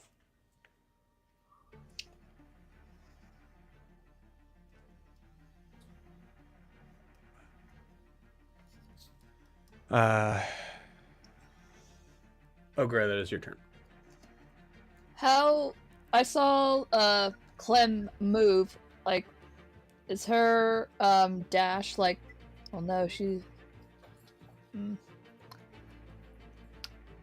okay. If I wild shape, would walking and I do wild shape, do I get both my walking speed and then the animal I wild shape into? No, yeah, it's the speed that you've too now. broken. Yeah. 5, 10, 15. I will give you a free action to try to like snap Clem out of it and be like, Clem, you need to get out of here. Okay. And I'm just gonna yell. Or Sigrud, but it can only be one of them. I love Nav's facial response to that. You gotta make me choose. Yep. 1 sec. 5, 10, 15, 20, 25, 30. Wait, I may be able to get both of them. 5, 10, 15, 20, 25, 30, 35, 40, 45, 50. I think I can get both. I'm gonna yell out. Sigale, I'm gonna turn back into a horse, grab Clem as I'm running past her, and we're getting behind the building. And I will wild shape back into a warhorse. So, okay. You're yelling to Sigrud to grab Clem. Because I'm going to run to him, do a U-turn, and run back to the building. And then, well, you would have to run to Clem. No, I'm right next to Sigrud. He's right there. Right, but Sigrud's grabbing Clem. No, I was hoping he would hop onto me, but no, he already had his turn. Right. Yeah. Well, no, it's going to be his turn next, but for Sigrud to roll against Clem, to grab Clem, and then get on top of you get on the warhorse with Clem is already a little fudgy. So you would have to go to Clem. Okay. And then run back. You could also just go to Clem and then try to run towards the rocks. Yeah, it's just there's so many people there. I was afraid of the cannons heading over. Totally makes sense. So I was like, oh, there's too many. Go ahead. There's... Is wild shape an action or a bonus action? Say that again. Is wild shape an action or a bonus action? It's my action. Yeah. Oh, it's an action. I was Yeah. gonna say you can kind of Not hold for your Moon. action for him to get on you and then ride when it was his turn, and maybe that'd open up some options Yeah, for him to do something. I think I would also allow in this case held movement to wait until That's right, you can hold your movement. like Sigurd's like grab and climb. But the issue is if you're wanting to go one way, if you're wanting to go the other way to be able to split it up, which makes sense. I get what you're saying. To be able to kind of split up the range on where to aim these cannons, you would have to have the movement to be able to get to Clem and then try to get to from cover. Essentially, find cover from Clem. And that's even if. Even if Sigurd's able to beat an athletics check to grab Clem. Okay, then I will then run to 5, 10, 15, 20. Yeah, I can run to Clem in my current form. Run to her. Okay. And I am going to yell at her, Clem, get on. So your Cannons are warhorse form, not your current form. I'm still in my current form. I'm just yelling at her. You want Clem to piggyback on you? Is that what you're saying? Yes, to piggyback. Get on, reach for Sigrud. Okay, I just want to make sure that I understand. I love this. I just want to make sure I understand. Ogre is running to Clem, Yes. telling Clem to get on Ogre. Yeah, like doing the get on. Get on or we gonna die. Okay, hold on. I think this is so silly that I want this to work, but I will say it's going to be 20 feet of your movement to do that. Yes. A warhorse then- has 60. Well, remember, we can't add that together, so you would have to minus that. It's the same thing. It would Yeah, have to be I count equal. it. Yes, I counted. I should have enough movement, 60 altogether, Okay. to get to the building. I counted. So why don't you want to turn into a warhorse and then say that to Clem? I can't can't- talk. I can't talk as a warhorse. Very good. Or say get on and then turn into a warhorse for Clem to get on. I just thought interacting with her is like an action. It's not. It's absolutely not. No. I will say. Okay, then I But- just grab her wrist and put her on my back like a piggyback. If that's not, You can. It would have to be against her. Like it would be an If athletics she's versus an gonna fight athletics that. check. I just want to And try I- to convince her. I know. I love this idea. I think. Okay, so here's what I do think I will allow. I will allow you to make a persuasion check. We have to honor the die here. To make a persuasion check for Clem to get on you, then transform into a warhorse and finish out 40 feet of your movement out. Yeah. Okay, cool, awesome. So hold on, don't roll yet. Persuasion? Hold on, wait a minute. Yeah, don't roll. So, okay, so Clem liked you. So I would say that you have advantage on this roll, but you're convincing someone in the midst of combat for you to give them a piggyback ride.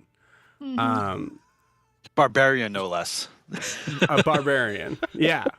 There's an assumption there too that you can carry her, but I will say you absolutely can. Okay. Okay, I'm gonna roll to see. Yeah, all right. So we need to make this possible. What is your persuasion? 0. Cool. Then I have no problem saying the DC is 15. Okay. I was blessed a while ago, but never used it. Can I add it to this? Not It on lasts a ability minute. checks. It lasts a minute, yeah. Yeah. So is it with advantage or is it? It's with advantage. The DC is 15. Come on. Oh. That's a 13. You got his luck. You son of a bitch! Don't get a one. No, beginner's luck is It's just a 4. It's just a That's 4. okay. That's okay. It's a nat 20. It might as well be. It's a nat 20 for sure. Okay.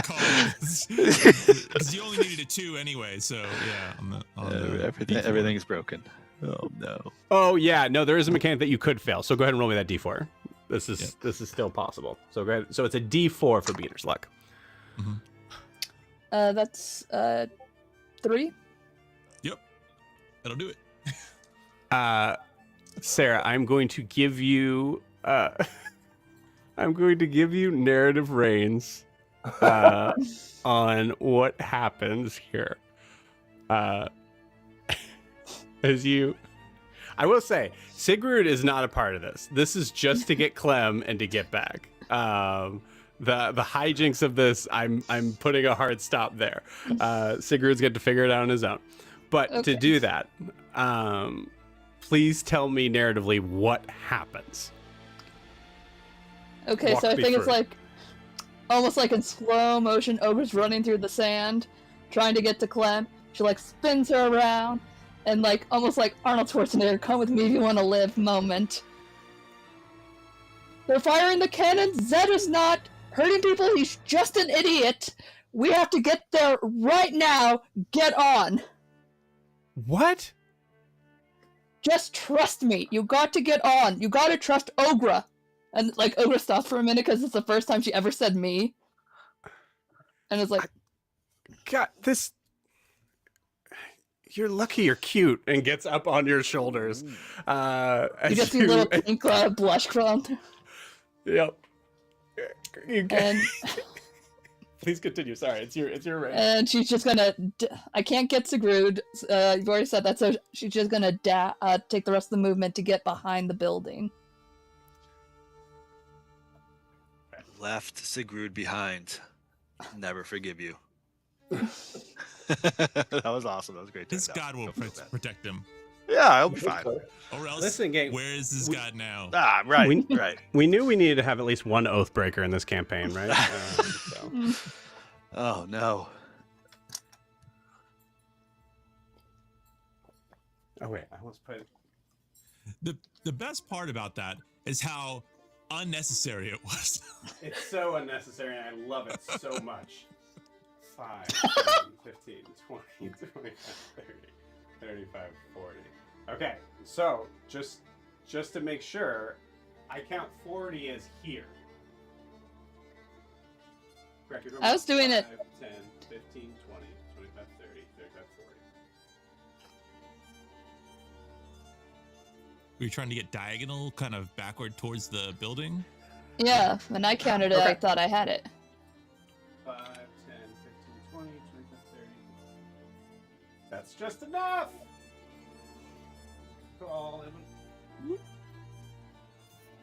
Also realizing you watched that guy crawl through the thorns blind when you could have dropped the thorns at any moment. Yeah. Yeah. Again, Yeah, it's yeah. an enemy. Yeah, I love it. I love all of what just happened. That's incredible. Okay. It is Sigrud's turn. Jack, roll me a d20, please. Yes, sir.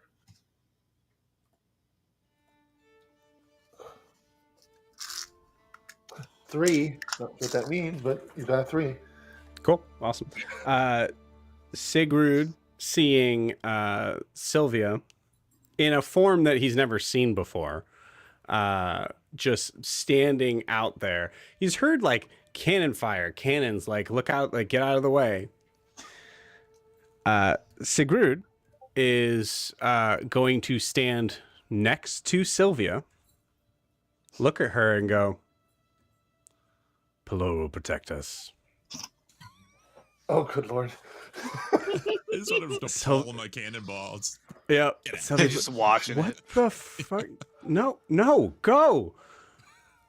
It's all right. Puts a shield up. Oh, good God. You wonderful little creature. No. Okay.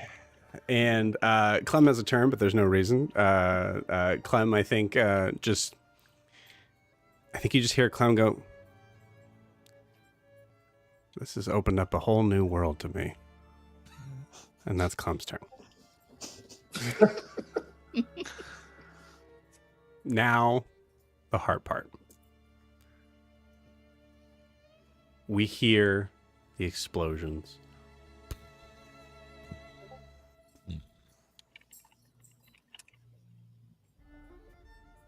You have all managed to find cover.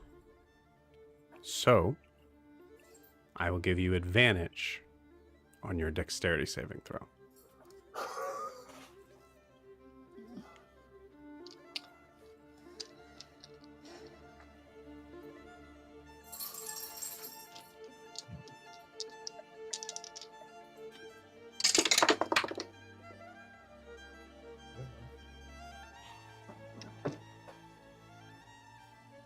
You guys can go ahead and tell me what you got. Oh, Car got a 14. Okay. 23. Okay.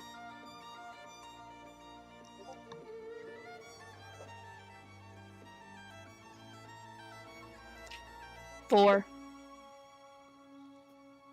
Okay. 12. 17. 17.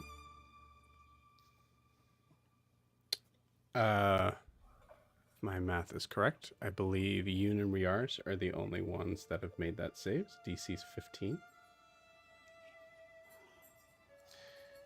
And I would like you all to go around and tell me how many hit points you all have left. Oh boy. Car has 10. Oh no. 26. 16. 33 with temp HP. Have 14 plus 4 temp, so 18.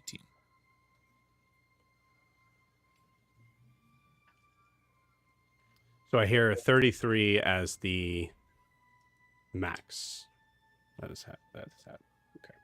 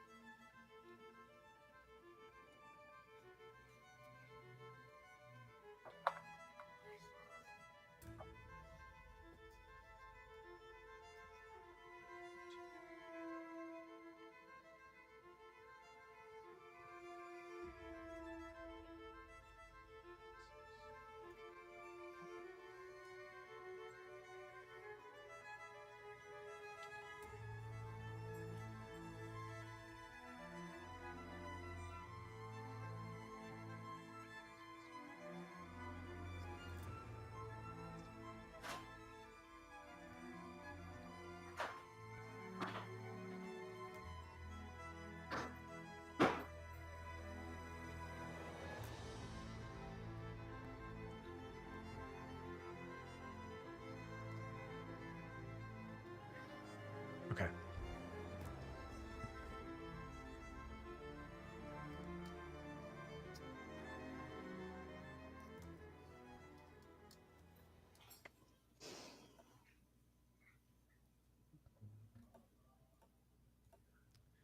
As the cannon fire goes off, you all try to brace for the impact, ducking behind rocks, buildings, trying to get high enough in the air to get away from the blast.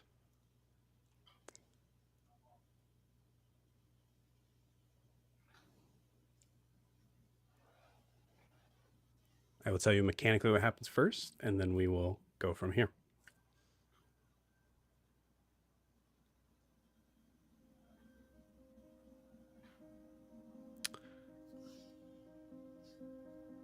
Yoon and Riaris, you each take 32 points of damage.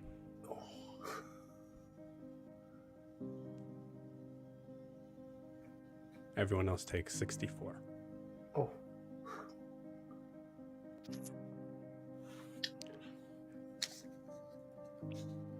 I would like you to all go around and tell me in this moment, besides, from my account, Riaris, What is going on through your head? We'll start with you.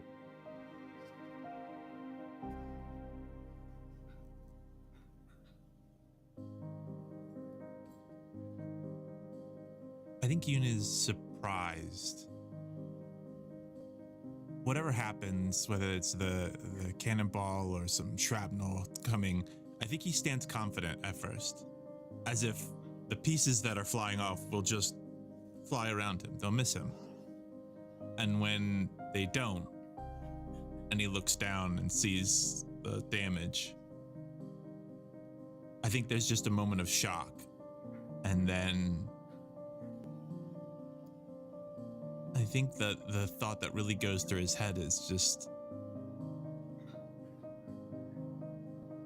but this was just starting to be fun. There was so much more fun to be had. Yoon, as you say that, you feel, looking down as shrapnel has entered your body, you see your lifeblood flowing out of you. I'd like you to give me a perception check, please.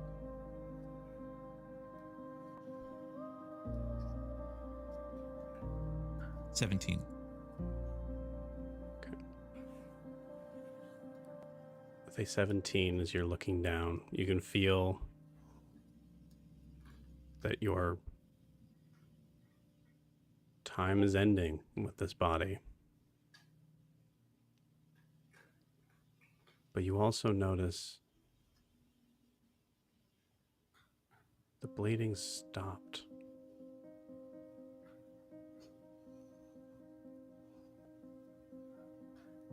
We are going to keep you till last. Ogra, what's going on through your head? Probably as we're around the building, it's probably falling apart and about to topple over us. And she's probably shifted back into herself. She's just thinking, I failed. Can't save anybody. Everyone keeps dying around me. My family and friends are dead. The ones who aren't here, gods only know if they're even alive. It's all my fault. I am a failure. I couldn't even save this one person next to me.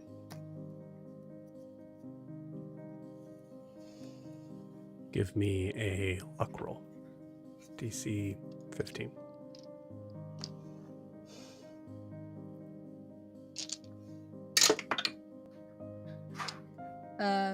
That is a luck roll. It's only an 11.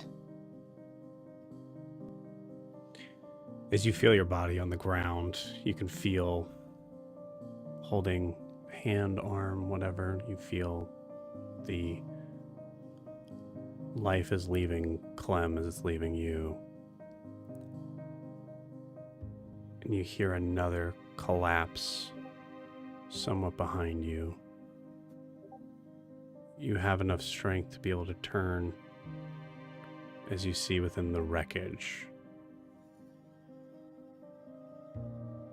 the Bellmaker, dead on the ground.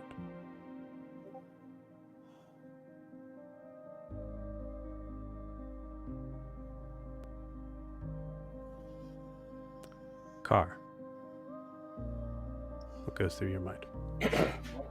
When I assume that things are flying up to hit me from the ground, whatever exploded, and the only thing I can think of, because Carr doesn't really fear death, Carr just hopes he's found by an Ashwing so he can tell them what happened and help them stop it.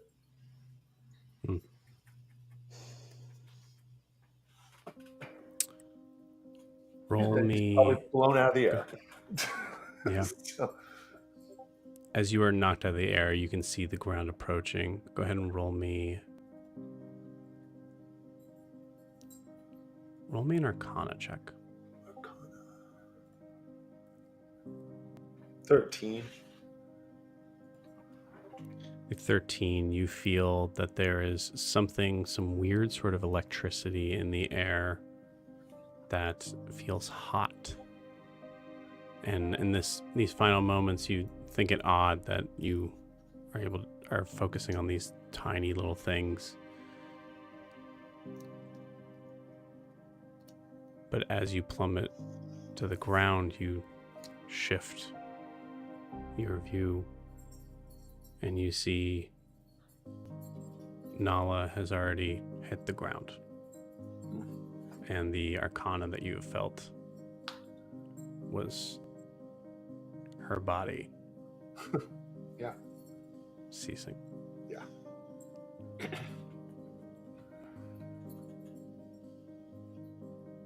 Kaelinor goes through your mind.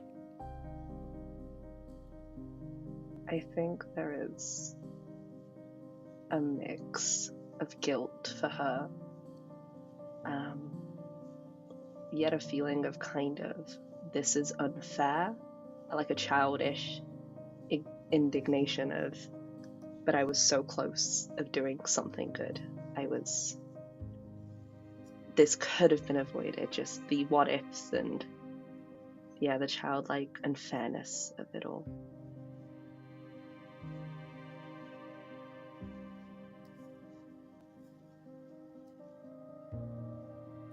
Roll me a perception check. A 12.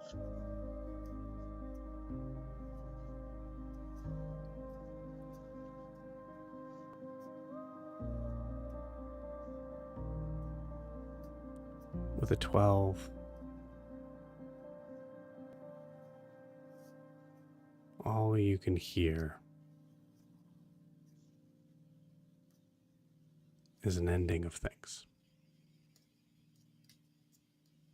All you can see is smoke. And as your eyes go to close, you see the smoke take the shape of a giant, familiar serpent.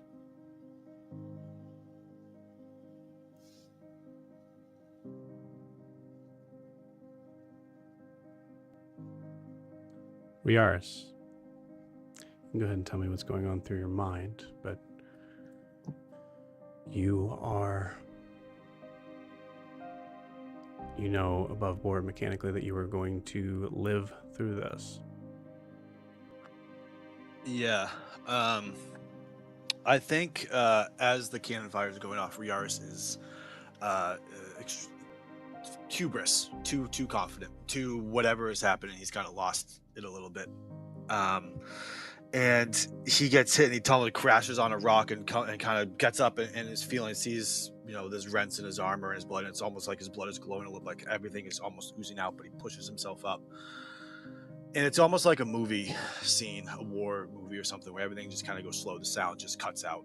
When everything is gone, he just looks around at billowing blasts of sand and rubble and stone and dust and everything, and seeing his friends, his companions. They are more than companions, they are his friends, in various states of death and dying. Whether it's Kar and Nala as well, coming down from the sky, Ogre behind, shifting away from the horse into her body, and just nobody's moving. And I don't know that there could be a worse thing for Riaris than to be a soul survivor, because he has failed. He has failed in every purpose of his life. This is the exact opposite of what should happen. This is, mind-breaking. He doesn't know how to handle this.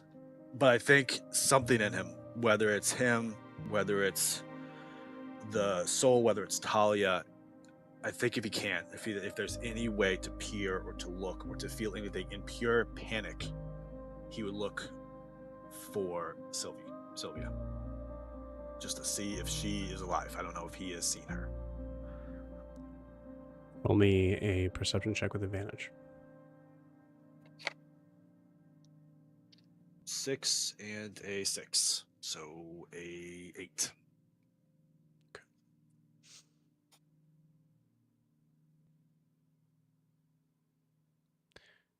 You don't see Sylvia.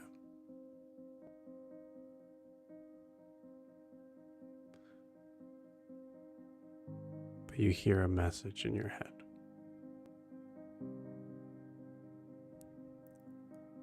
I'm so sorry. I wanted to be with you to the end. Take care of them. They're gonna need you. Yoon. Roll me an Arcana check.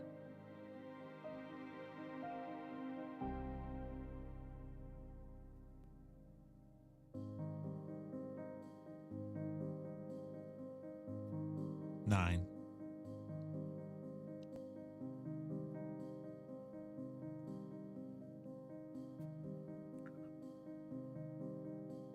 You look over and you see Riaris, who is relatively close by to you now at this point. And you see a shocked expression. And you think in your head,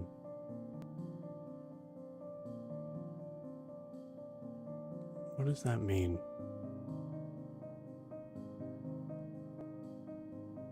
With whatever happens next, I want to remember this. I need to remember this.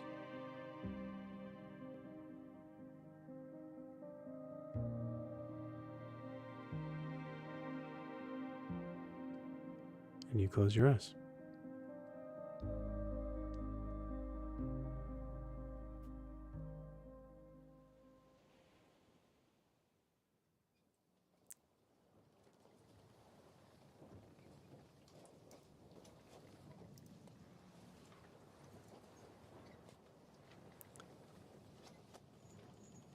Riars.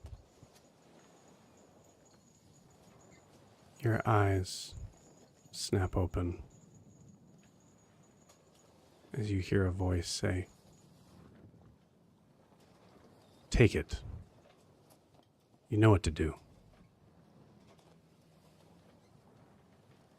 You see a man with dark skin, and you feel the rocking of the ocean. And you think of one thing. Oh no, it happened again. And with that, we're going to go to our 10-minute break. We'll see you guys in 10.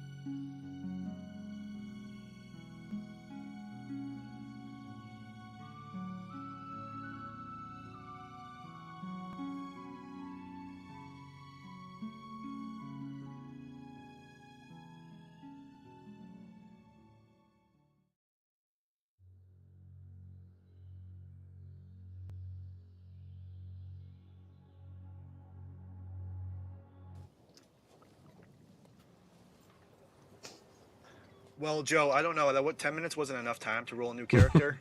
It's really stressful. Welcome back, friends. As we are collecting ourselves coming back, I think it'll be important to say above board a little bit of what's happening here.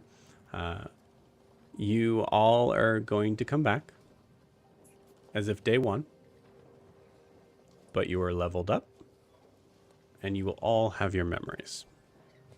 So what we're going to do is we're going to go around and play each beginning scene of you recognizing that you're back. And it's starting over again. But we're going to end with Kaelinor, as that means we get a beginning for her, too. So, Yoon, you are out on the deck, waiting, watching, relaxing. You come to... I don't think it's all at once. I think there's a moment of natural sort of like subconscious movement and reaction to it. But I will say, once you hear a voice behind you, I think is probably where it snaps to, as you see Marv. Gorgeous day, and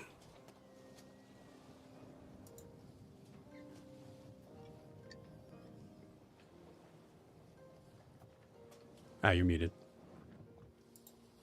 Evan, you're muted. Just practicing. Yep. Marv, you're a good-looking guy, and you should trust yourself about fashion decisions. You go get him, What? and then I'll walk away. I'm walking straight to where I know Riaris is going to be. I'm going to ask you, actually. I love that. I'm going to ask you. I was going to have you roll a perception check, but I don't think that's what matters. I think. Do you think Yoon doesn't even look back at this point? Yeah, I think he's on auto. He's almost saying that as he walks. He's just sort of like, yeah, he remembers it. We're way back here, and also he's thought about that moment before and like what he could say to him, and like, so, you know, he's just trying to give him a pep talk, but he's also like, I've done this. This might not even count. So, you know, at this point, also the number of times you've done it, it's just kind of like starts to be like, okay, let's go. Full Groundhog's Day. The puddle doesn't matter. Yep. Incredible. You see Riaris' ship coming in. You see Marv just go, all right, that was out of the blue. I guess, okay, thanks, you. And you see him kind of like, or you hear him kind of stomp off. Incredible. Riaris, you are being handed a rifle by Kofi. You remember this moment as being asked to shoot who you now know as Carr out of the sky. You have the reins. You have the narrative reins here. Yeah, I think I don't know whether I'll throw it at you, Joe, and good luck. So I think I would. Okay, I would say to Kofi and take the rifle and look up and confirm that it's Carr in my, you know, yep, that's him, even if he's just a black speck, and purposely miss, try to make it look good, but shoot it, probably look like a fool. I think for narrative purposes, what Riaris, I think Riaris would be a little different than Yoon in that he would be trying to now find if he can find any sort of symbols in this. Is there anything I'm missing, even here on this boat, that would help me going forward? I love that. Otherwise, he'd get ready to go for Yoon. But I think he's in this. That message that Sylvia sent to Riaris is like, you know, this is probably it. This is probably not another try at this. Cool. I'm gonna say, give me a I'm gonna say either an Arcana or a Religion check, and we're gonna hold that as your roll to notice anything on that first day. Anything different. That's a 7. Okay.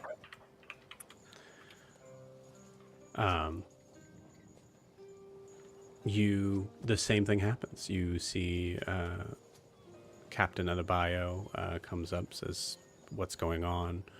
Pulls the rifle out of your hands. You almost you have to hesitate from actually repeating the same, mouthing the same words that you know he's gonna say.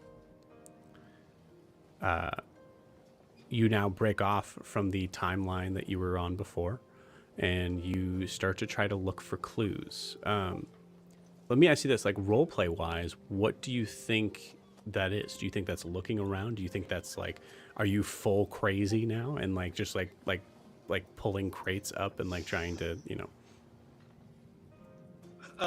No, I don't think so. Definitely not. He's not looking to upset the balance here. He needs to get there. He needs to not have problems. He needs to be able to get off onto the deck. But I think he would look around a little bit, knowing that the Merlenloke vessel was somewhat close to us when he first pulled in. So maybe try to find that. Yeah, I mean, honestly, I don't know that he knows where to look. I don't know that I know where to look for clues. I think he's just trying to pay more attention. And okay, you got it. Else going on there. And so be totally ready. So when they're ready, he's going to stand attention to Captain Adebayo's speech and be ready to be present and be like, okay, ready to get off. You got it. So in that case, just most likely just keeping pretty much business as normal, but trying to be more attentive to any sort of signs that come around. But you're falling in line with what you did before. Definitely, and really, jacking up the observant feet there. Really cool. Head on a swivel. You got it. Awesome. Do you have the observant feat? I do. Then I will allow you to re-roll that as a perception check. That is a 10. Okay. Got it. Keep that roll.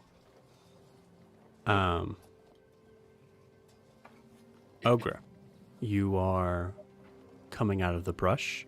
You have leaves,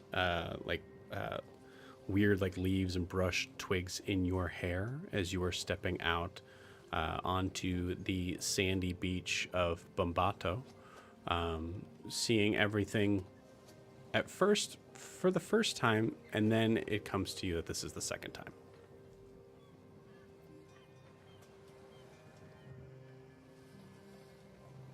You're muted. Ogra kind of takes a step back as it all starts sinking in, because she doesn't remember the first time this happened. And as she takes a moment to let it sink in, she is getting all this rage and anger that she couldn't protect anyone, that these people keep taking things from her for no reason in her mind, that they just want to keep taking and making her life miserable for no reason. And she's just going to scream into the air and just take off to the city, but she's going through the trees and she's breaking them with all her might trying to get there.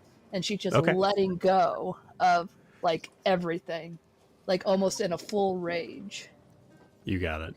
So full Godzilla mode coming out of the forest into the town.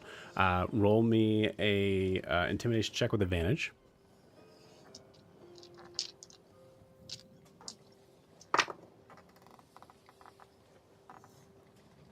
It's only going to be an 11. Okay. I'll roll on my side. Okay. You see, as you are running out into, there's no real street here. Bombato is still very underdeveloped, but you, as you are running out, I think there are crates and tents that you knock the tent pole down. You punch through the crate, and you see, I rolled a 9. So you see a gentleman rather well dressed, but looking a little bit, worse for wear in that dress, holding a very actually I don't even think he got the bottle yet. No, I think he did get the bottle. Yeah, holding a large bottle of some sort of drink, looks around and just goes, "Oh wow, what a beautiful," and runs back in as seeing Ogra tearing out into the city. Incredible, cool. Ogra, give me a perception check. God, I'm rolling like shit right now. Perception is gonna be a 10.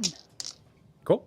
You're in a full rage right now. It's just hard to kind of see anything. You see the guy, and you see him as someone that you don't recognize as far as what his involvement was, but you do recognize that you've seen him before, and that frustration kind of like mounts in as I think you just instinctively take like 3 steps towards him until he runs into the building.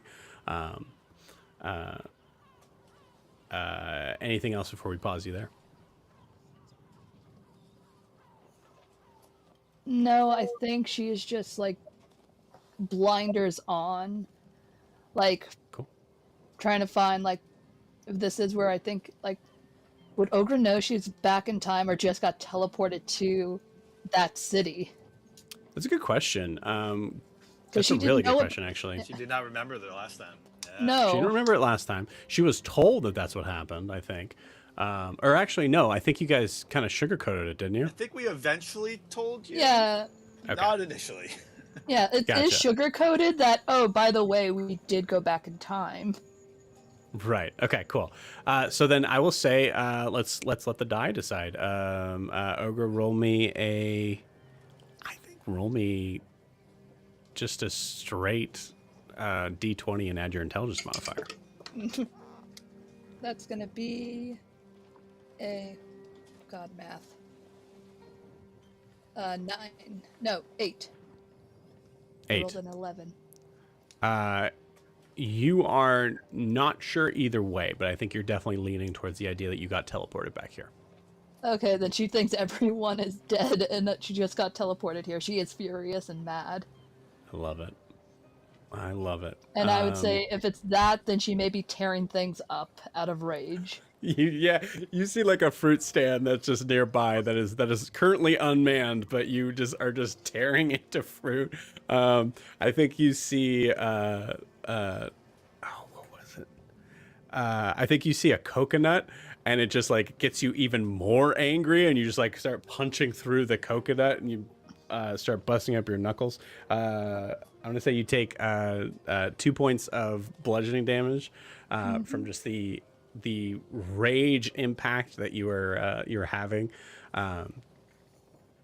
There's no guards here. This is a bad place for Ogra being mad right now. Amazing.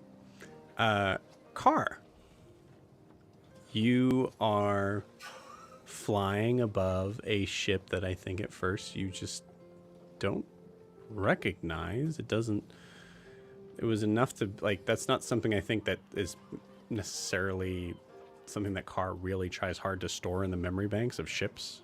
No. Right? Yeah, you're correct. But it will slowly come back to you. Yeah, take over there. As it comes back to me, it's probably when Riaris misses me. Yeah. Good point. And I will just nod at him because I remember him hitting me before, almost being hit before. Like that was a clear miss. Mm-hmm. And I will I will basically do the flying version of dash to the dock where they're covering, and just cover my wings over me, put my arms down, and just wade the dock for him. Oh, you're diving down to the dock. You got it. Cool. Yeah, not the ship, but I just go down. Before I was like from the side, and I was kind of walking along the beach, see what was going on. No, straight to the dock, standing there, just waiting for him. Like, I gotta wait till you get off the ship, and I can't carry you, so let's go. In fact, are there sails on the ship? Yes, there are. Gust of wind as I go by it, and then I land. I get there faster. I love it so much. Just cool, and then go stand and wait. I didn't imagine this would be the first interaction, obviously because of the timeline. But Yoon, I think because of Yoon and an understanding of what like life is now at this point. You I don't think you necessarily need to see Carr. I think the scene we see is Carr just like dropping down on the dock, and you hear the like click clack of the talons that you're now familiar with for spending like what 3 or 4 days. And you, I think you just hear behind you, and you know it's Carr. Yeah, I think Yoon just keeps looking at the ship and just goes, Car. I go, yep.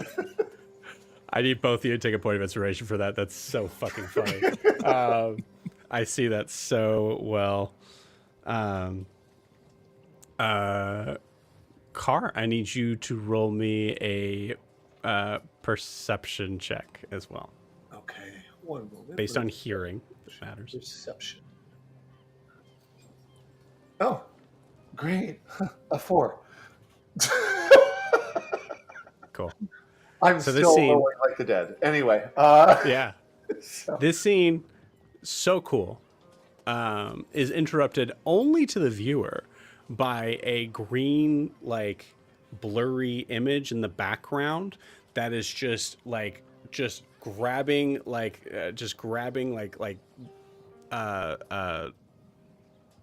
burlap sacks and just tearing them to shreds and just stomping on like full Godzilla behind as Yoon and Carr are just watching Riar's ship come in. A little bit faster. a little bit faster. Yeah, absolutely. Incredible. Before we're able to play a fun getting everybody back together, we now have a new intro.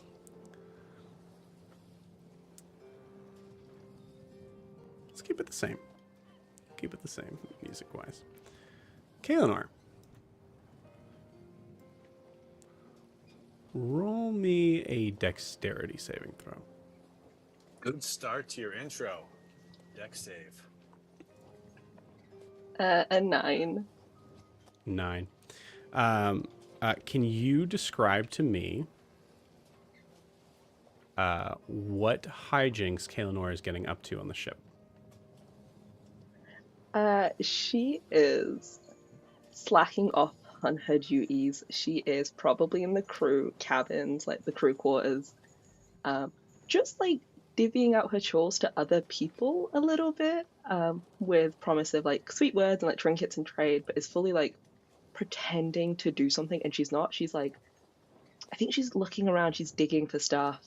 She is just trying to be one nosy little person, like coming back to it all, just to see if there's anything on the ship.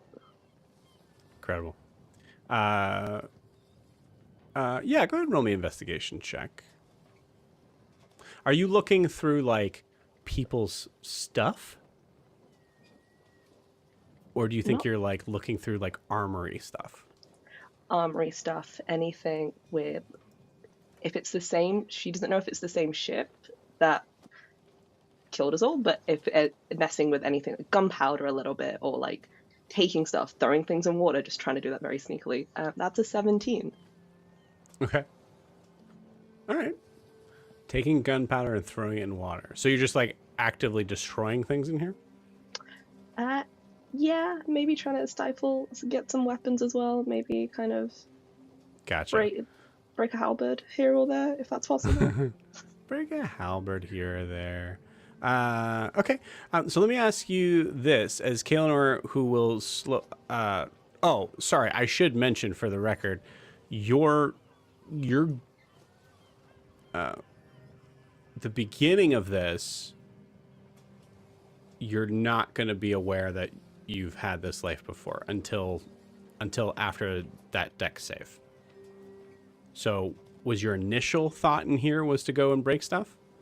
Oh no, her initial thought was just to get some gossip and try and find things. Gotcha. Cool. Got it.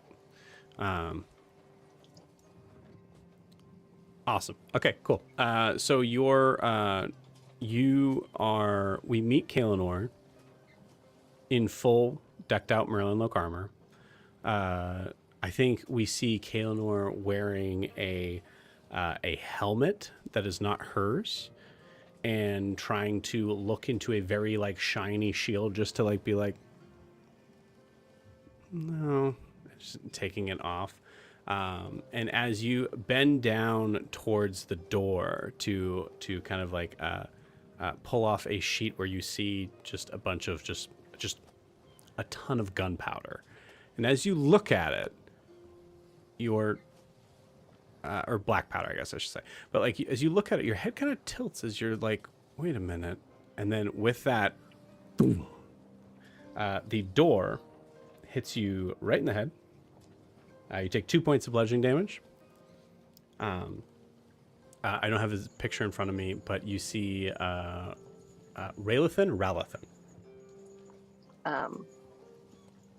Raylathan, sure. And Raylathan. Pushes through. You see a very like tan-skinned elf, dark black hair, pushing through in full decked out Merlenloke armor. Literally can't get through the doors, just kind of like nudging to like where he just has his head poking out. Wait, you're not supposed to be up here. What are you doing up here?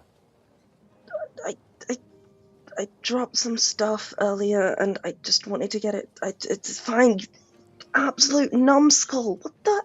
Do you not knock? Some of us have brain cells. Oh, okay, great. Yeah, Sorry, okay. Well, sorry. those that have brain cells should know that the captain's looking for you. Shit. Okay. I'm on. Okay. I'll be there in a second. Why are you holding the door? What are you? I'm getting in I'm this getting conversation, changed. you're like, all of a sudden you remember. And I think in that moment you see a vision of Raylathan on the battlefield, like helmet on, and then it comes back. Like as you see him with a helmet, angry face, and like that visage kind of comes over and then it just disappears as you now remember. You're getting changed from what? The armor's hot and warm, and I just wanted a respite. Please, I never ask you for nothing, but can you just for a second leave me be, please? I will be there in a second. Just stall the captain. She likes you. Hey, promotion, up the ranks. Just saying. Roll me persuasion check. Could be that. I love that. It's only a 10. 10. Cool. The 10 is... Yeah, okay. 10 minutes. And I get half your rations for this evening. Fine. Fine. Cool. Close the door. Kaelinor, you have... The weight of realizing where you are and who you're with comes to you all at once.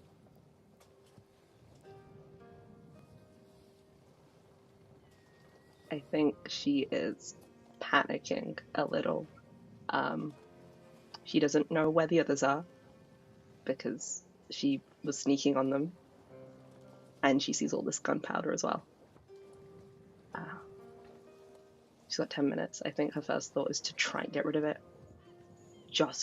and then go run and see the captain and get out. How would you like? We'll say that this is in barrels, like large, full barrels. Okay, interesting. You also, like, remembering the timeline of where you're at right now, you know that you're about to be, in about an hour or so, you're going to be asked by the captain for a very special job.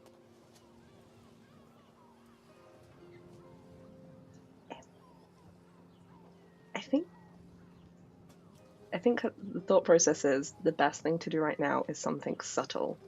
So if there is some way to disturb the gunpowder maybe there's going to be no chemicals on the ship, but if there's something to kind of contaminate it, to put a barrel out of use, or like make it wet or something, so it's not usable.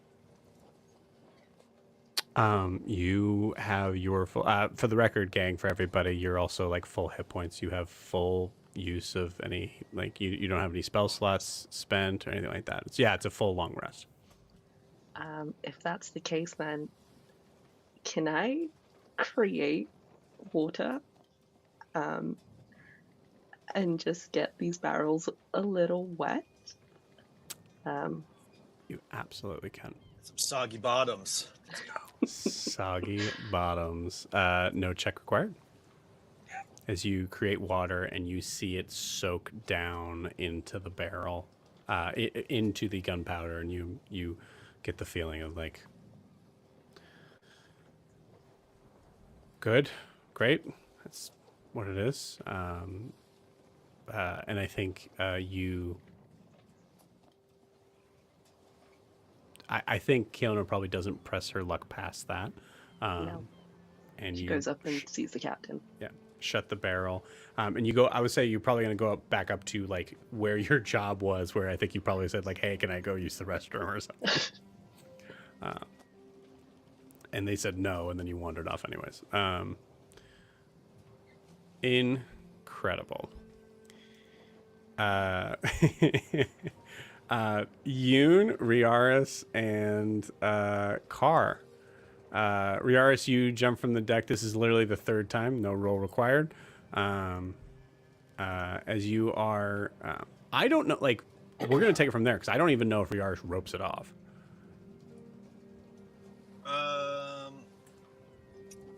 Yeah, he does. Yeah, cool. He does. The ritual is whatever. Yeah, he would. I think he would land, and he would just look at you and Carr, and would just say, "We need to stop meeting like this." Yes. Shall we gather people? Yes. Can we see Ogra? Is she still rampaging in the background? Because you're facing the opposite direction, you definitely could see Ogra.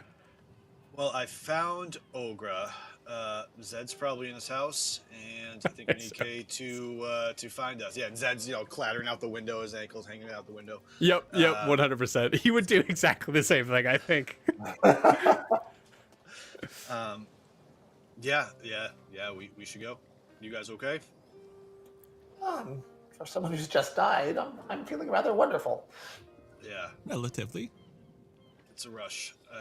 Sylvia said something before we died. I don't know we'll have another one of these, so I think. What did she say? You look. Yeah, she just said that I need to look after you guys. We got to figure this out. She's done all she can. I don't know exactly what that means, but. Carr takes the air and flies to Sylvia's bar. You got it. Just you. Yep, you fly right back. You fly literally right by Ogra. Ogra, you see. Yeah, this is full hijinks in this moment as Ogra is preoccupied and Carr is preoccupied. Ogra rolling perception check.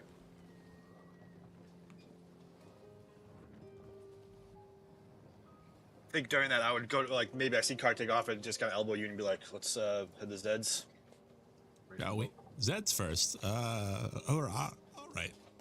I was gonna go right to the bar, but you want to go pick up Zed first? That's fine. I mean, maybe that's what we haven't done. We haven't had a drink. There was an order. Also gonna There- pick up there- some supplies. There was an order. Oh. Oh my gosh. That's incredible. I love that. Ogra, what'd you get? You're muted. An 8. An 8. You absolutely do not see Carr. You just like as they just like a black just jet just flies by you. I think you feel the wind and you look in that direction, but you don't see anybody, and you just think. I think you look in the direction of where Carr was probably going, but you don't see him, and you feel like someone just took a swing at you, and you are looking around wildly, like, Like, let's go. punch Come on. the first person I see.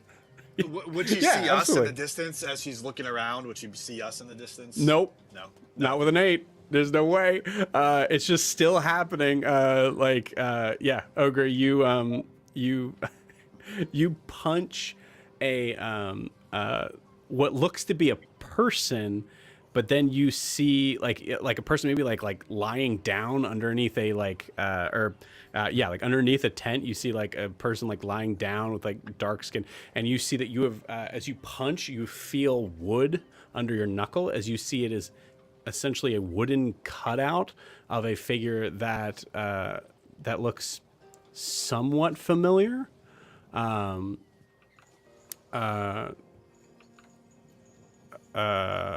Yeah, you're not exactly sure, but you're like, that looked somewhat familiar, but definitely not a person. Incredible. Riaris and yeah, go ahead. Yeah. Well, I would just be like, I think, talking to you and back and be like, oh, see, Car's going to get Ogre, they're going to meet, and then watch them just so 2 ships passing and be like, we should probably stop Ogre, I think. Riaris and you head over to Ogre. Wave her down, whatever, yeah. You really showed that cutout who's boss. Still got that great right hook. I think Ogre's like has like a barrel or something right over her head as you say that, and is like in pure shock seeing you, lets it fall, runs up to Yoon, and is like touching your face, and then like going over to Yaris and touching him. You're not dead. You're not dead either. You remember we told you about that whole time thing? We died a bunch of times. Timey-wimey is the proper term, I think it is. That's the technical term. Here we are again. I guess you do remember. You remember the stuff, the dying, the economics lesson. Ogre just like breaks down on her knees and starts crying. I think she remembers. For the record, Ogre, please take a point of inspiration for the barrel over the head. That's hilarious. I love that. I think after a moment, Riaris will kind of bend down next to her and try to give her a hug, and just. She just wipes all over you and it's like, I thought you were dead. I thought Ogre was teleported, and she was the only one left. Fortunately, we have another shot, so not out of it yet. Do we have to do everything again? Mm-hmm. Maybe we could take maybe some not shortcuts. everything.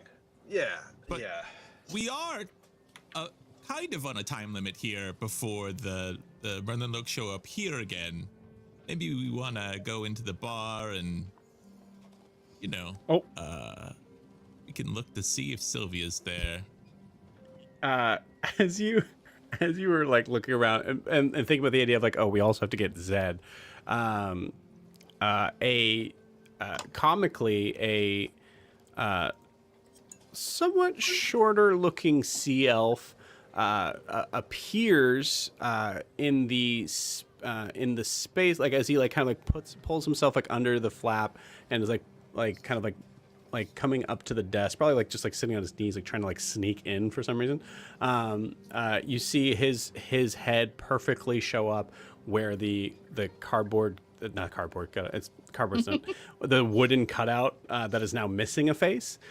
He just like kind of takes that place there and just goes, wow, okay, yep, you're here. So is this death? Is this hell? Did we? Well, that's up to your interpretation. Do I still have a job? Yes, Captain. Oh. All right. Yeah. So come on.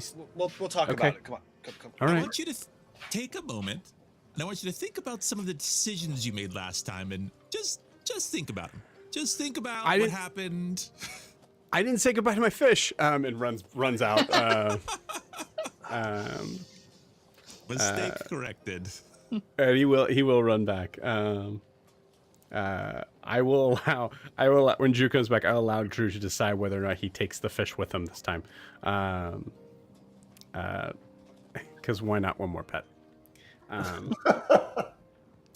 Which brings up an interesting thing. So, Ogre, as you are kind of collecting yourself here, looking around, you're eventually just kind of just trying to kind of pull yourself together. You're kneeling down and you look for the simian vine to pull yourself up, and you realize you don't have it.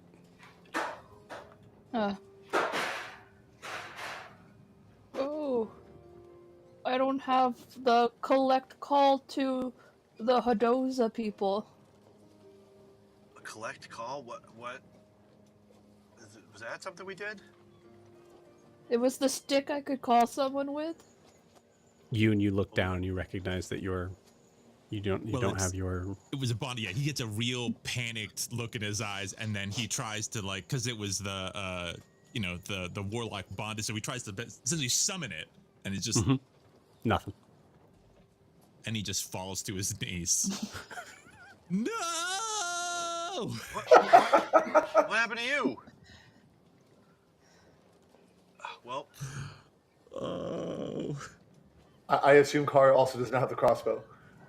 Kara does not have a crossbow. As Kara goes rushing, we'll pause there. Actually, we'll go into Kara as you go rushing into the. I'm trying to make sure what I can play here.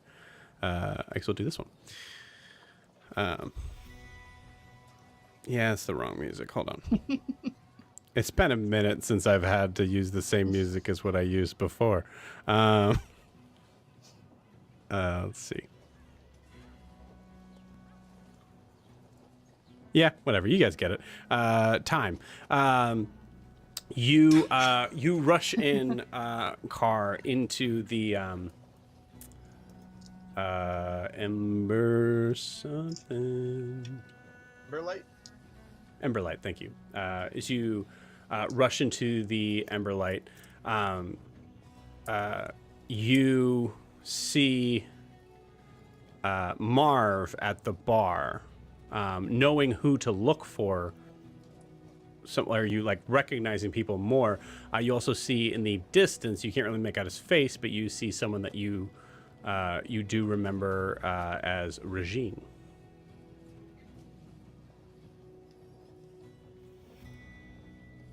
All right. Yeah, sorry, I knew I was muted, but I was also choking. So I just thought I'd fix that first. Don't do that. I won't come back. So, okay, I will walk up to Regine. Oh, hello there. Welcome to the Emberlight. I haven't seen you around these parts before. No, of course you haven't. Is Sylvie here? Say that again? Yes, I said, no, of course you haven't. Is Sylvie here?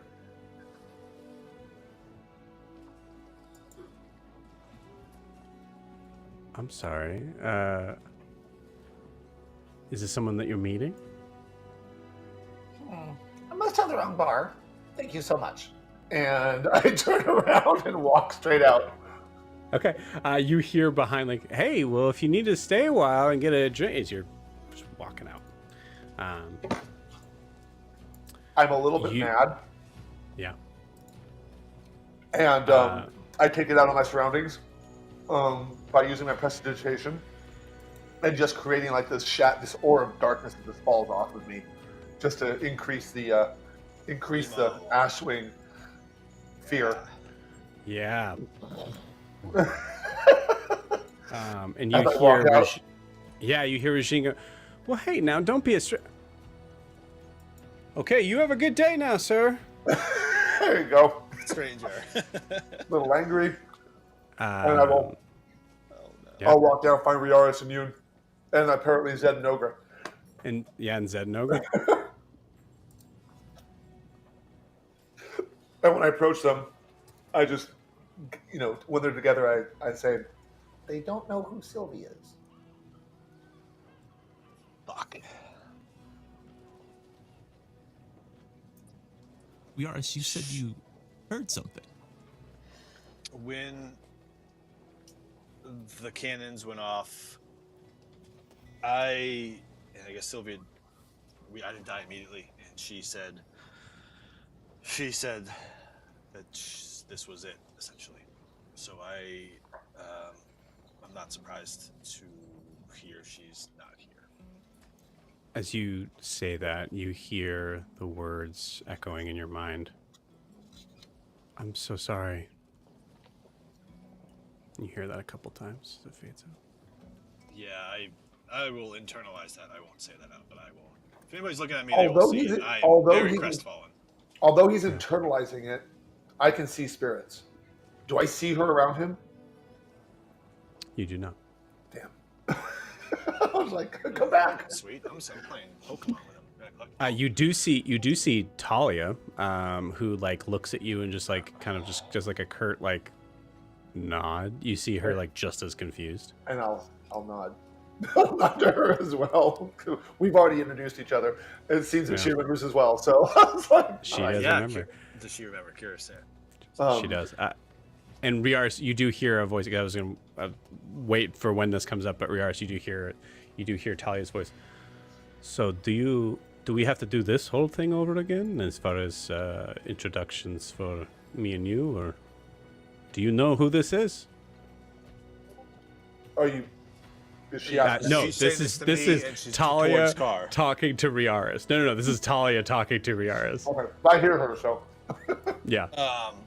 I think we're good. Seems like we're all remembering enough. I think we need to introduce more. We're just missing Kale. We need Kay. Yeah.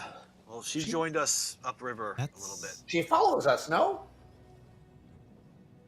At some point, she was in the jungle, though. That might be a difficult reproduction. Oh. If we have to go back to the caves to get the bow, can we not fight the Roctopus again? Yes. That's Someone get a piece of paper. We should write these things down, as we recall them. Mistakes were made. Yeah. Yes. And I'm curious. You hear Zed come back, and Zed just goes, "Or we take him with us." I think I want to see which parts of this timey-wimey thing are affecting what. Since on one hand we've gained a level, on the other hand we're missing things. So I look over my shoulder.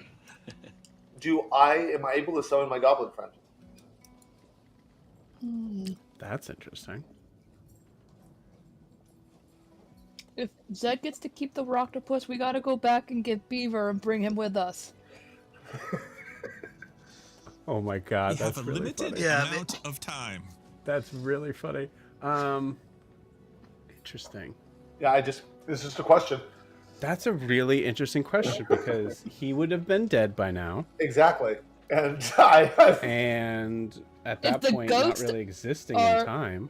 If Talia can still remember and all that shit. Yeah, I think you see you see Hilt pop up. Okay. You need me. Your presence is what I needed. I'm sorry to have bothered you. Thank you. It's okay. It's very peaceful where I am now. I'm glad. Please, be at peace again. And then I turn to the rest of them as he fades and say, I can still summon Hilt. So I never mentioned this, but when Sylvia changed forms, I could swear I knew her from somewhere. And a long time ago, I remember there was a very pivotal moment in my life, and she was there. Something about her seems like, even if she's not here, maybe we'll see her again. Maybe she's okay. Now, I'm gonna go get the strongest liquor they have at the bar, about 4 bottles and some food that's not fish, and then we should get to the ship. Agreed. Yeah. You head in at this point because you are, as you come to the bar, you see that Marv is at the bar. Low DC now at this point, but go ahead and give me a perception check. Or investigation, actually. Okay. I'll roll investigation instead, because that was not good. As we get in, Ogra's just gonna put her arm around Car, saying, Car, Ogra was very upset whenever you didn't eat with us. I know that's your own thing, but from now on, you should join us. You can't, like, just sit in the corner, Car. Like, Car does... nobody puts Car in the corner. We should all eat together. The car's in the corner. We should all... Coming back to we should all eat together is amazing. Oh my god. So good. Like, slowly looks over at her, like tilts his head a little bit and goes, all right. She makes a good point, Car. You should eat with us. All right. He's looking simultaneously uncomfortable with someone's arm around him, but also like, oh, this is nice. Like, he's not sure how to deal with it. Yeah. Cool. Yoon, what'd you get? 16. 16. Pretty good. You notice that Marv is wearing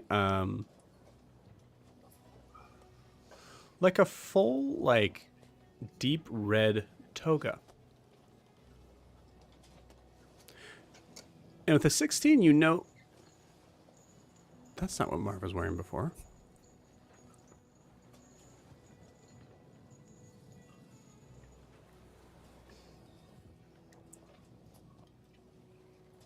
Looking good, Marv.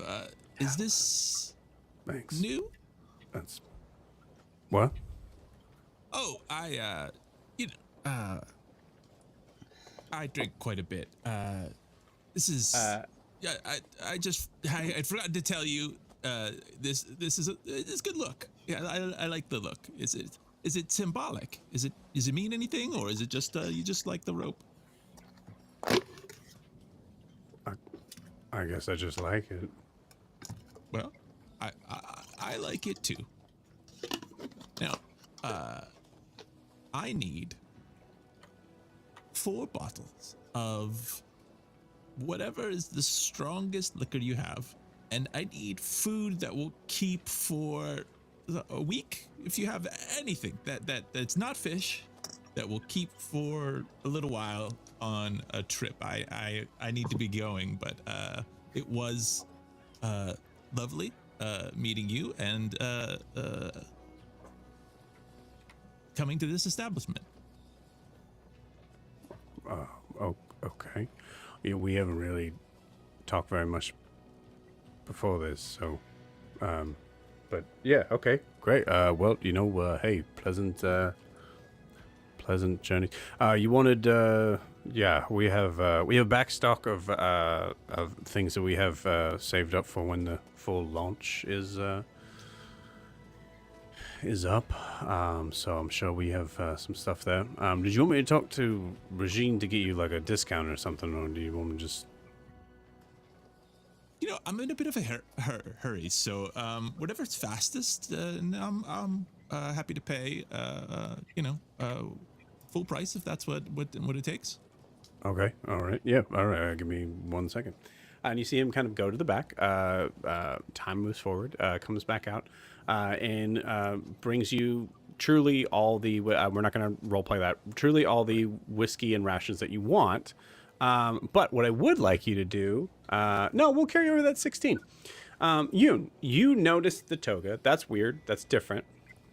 You also recognize that when you first came in here, you remember this clearly. I think you probably, actually, you tell me. You tell me what Yoon originally ordered that they didn't have.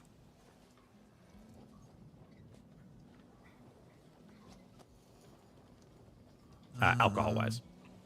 Right. Yeah. Campari. It's like a flowery kind of liqueur. Yeah. Nice. You see in front of you is just like, it's like 3 just full liquor bottles of Campari.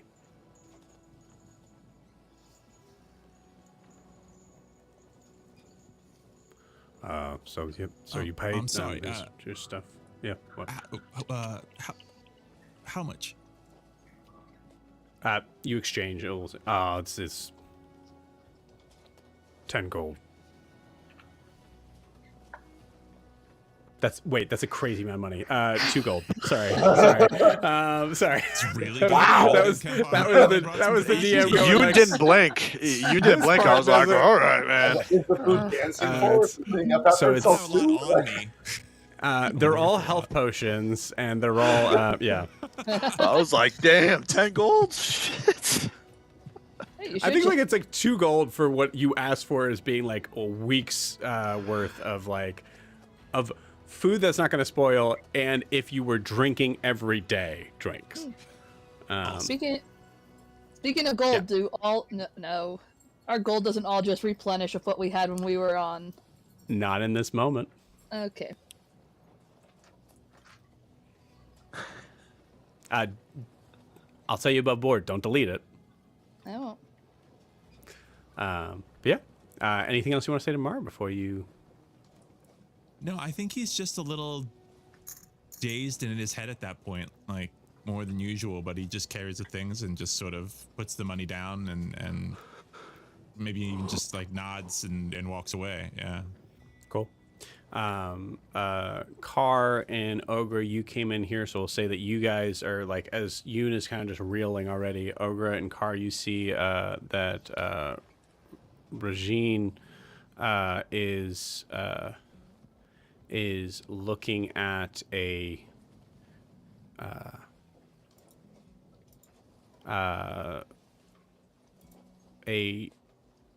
lizard, reptilian-looking figure on stage, female, and you see like she's like walking out to the stage, and you hear Regine go, "No, dear, no, that's try it again, with feeling. You come back, and as you guys are like turning around, you're like recognizing like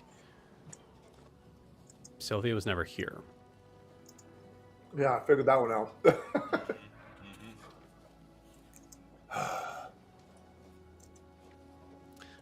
And you guys, so at this point, if there is any other role play of first day, well, sort of, actually, I'll take a quick pause on that. As you walk out, there's like almost a moment where all of you actually feel like there's this weird sort of like electricity in the air that is just oddly familiar to you. It's like again, like just like in that like kind of like Groundhog's Day sort of thing of like recognizing the feeling that happened before a major event happened. Like noticing a weird taste in your mouth before seeing what would be in the very far distance a very large ship coming in. You just I think all of you instinctively turn and see that and move as quickly forward as you can into Zed's shop. Zed collects his things. Goes, all right, so one more time, we're not taking the Roctopus with us? We weren't going to take it in the first place. We just don't mess with it. We'll walk around Avoidance. it. Or is there a way we can go another way? Or we'll just, or you get the ship and bring it to the port? Well, I don't know if it's like that. If time works different this way, maybe the Roctopus recognizes it and is going to be friends now in this timeline. Let's. I think we need to leave. I'm just. Yeah, he's. Well, that kind of makes a little sense to Ogre. I'm just saying it's worth a shot, right? We're gonna give you this one, but you're gonna trade that for some of the other things that happened. You won't get your beetle. Riaris is so disappointed in you right now. He just looks at him like, really? Really. I'm so mad that that Drew isn't here for this. Like, this is so. So yeah, Zed rolled a 6 and is like,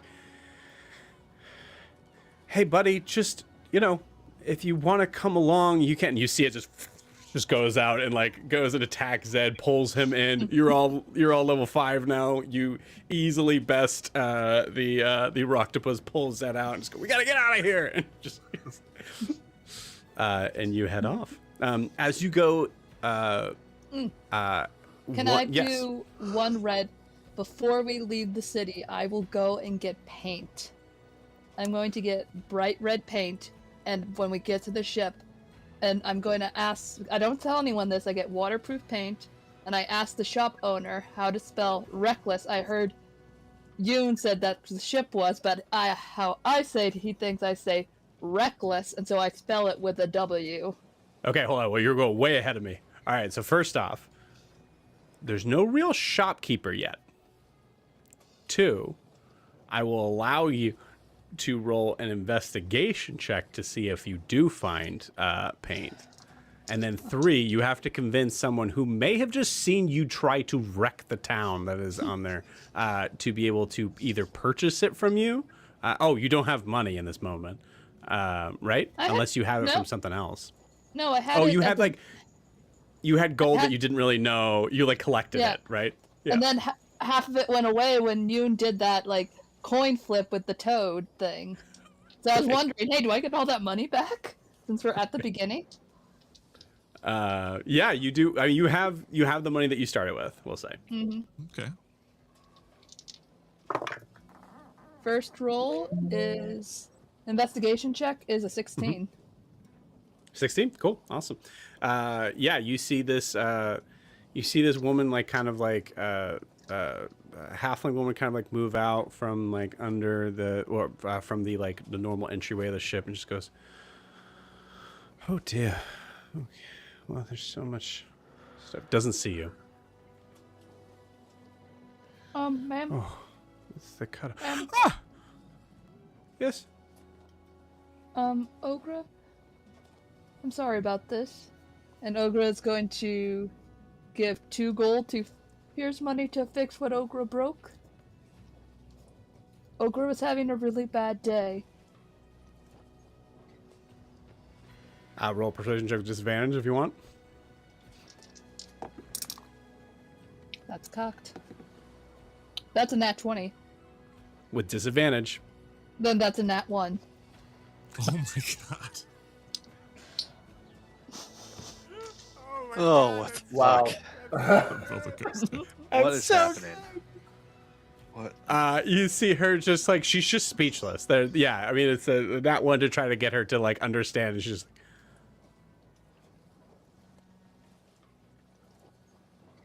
that's it. She's not talking. Yeah. Do I see any paint anywhere? You see, I'm gonna say with that 60 you rolled, you see the paint. Just like an open sort of like an open like wooden bucket. Ogre's just gonna pick it up, don't care what color it is, and I'm gonna put 2 more gold in front of her and just walk away. You walk away from a woman frozen still. Incredible. I feel like the natural 20 to the 1 is like Ogre's like, nailed it. I did awesome. Mm-hmm. Totally, economics that up. I economics that up. Incredible. I economics the shit out of that. So good. So good. Cool. So you guys make your way in the ship. Question. This would change so much, to be clear. Do you guys still go through the river? Boy. Now, if you don't, we are playing way back then. It would have to go up to that point. So it's a choice. It's a big choice. How close are we to the ship? Sway? How close was that ship? I think that's what the ship itself. When we were leaving, how close is it to us? Yeah, when you are leaving, it is made port. So it's about, it's more of like you guys are actually like pretty dang close, but because I imagine it kind of like one of those like almost like a I don't know what they would call it, but like a boat garage that it just has natural leaves and foliage like over top of it, so no one would think that there's a ship coming out of there. But you guys are close. I would say 100 Well, feet. I'm only wondering because I can send a message if I'm relatively close to Kaelinor. Yeah, you're within 100 feet, I will say. So, like, I could let her know, like, I know you think where we're going, but we're going over here. You could. But do we want to change that? So, like, I'm happy to, because we can't lose Kaelinor. Notable thing, just for the record, Zed does have this weird coral sort of thing growing off of it. Oh, interesting. So parts of it are real. So even with the distance, the spell still says it can't go through certain goes through like a foot of stuff or something. Isn't that yeah, it would be a I mean, it wouldn't be a risk, it would be a roll, is what I'm trying to say. If it would go. But I want to make I just want to make sure that we're perfectly clear on this, because then that means you're like Ogre, your Simeon Vine, very little chance that you would get that. I'm trying to think of anything that you guys got along the way. We met with lost his name. Chase. Chase. We wouldn't be meeting with Chase. You wouldn't be meeting with Chase. We need to meet with Chase. I mean, we have the information. You still have that information, but does he? Right. That's a good point. I like that. And the whole point of going down there was not being caught by the Merlenloke, which is still a problem at this point. So still a problem. And Chase knew Sylvia. What if he doesn't know her now? I think we should just keep going to the river, find Kaelinor, and not play the game of like, is she, isn't she, will she, won't she? Just like, hi, good, get on, we're leaving. Love it. Ogre understands we're on a time schedule. So we don't have to stop at the bar. We can keep going. Riaris didn't like it there anyway, even though Ogre found that a bit offensive. But that's. I will say above board, because Drew does not have a say in this. I would say that you at least go and pick up the weapon. That's there. Yeah. There was also a large box of gold that, now that she knows economics, knows that is worth lots of gold. Would you like to get the box of gold? I thought you left it last time, right? Yeah, we left it. I love that. I love that. I forget, it's just like, oh, this is all this. They said they didn't care about money. Yeah, I think. All right, so we need to go back the same way. You got as soon as I think of that, I think he's like, yeah, let's go down the river. yeah, let's do that. That's a good idea. Yeah. Incredible. Cool. So you guys start your journey down the river. We cut to Kaelinor. Kaelinor, you remember this conversation, and it was both intriguing and terrifying, as most conversations are with Eloria. So we're going to cut to that conversation. As a little time has passed from them entering the river, we'll say about, honestly, maybe like no more than 30 minutes. And you see, actually, because you're aware of what you're looking for now, Kaelinor, roll me a perception check. I'm going to say DC 10.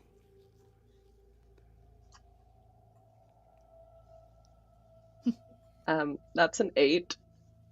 Okay, cool, awesome.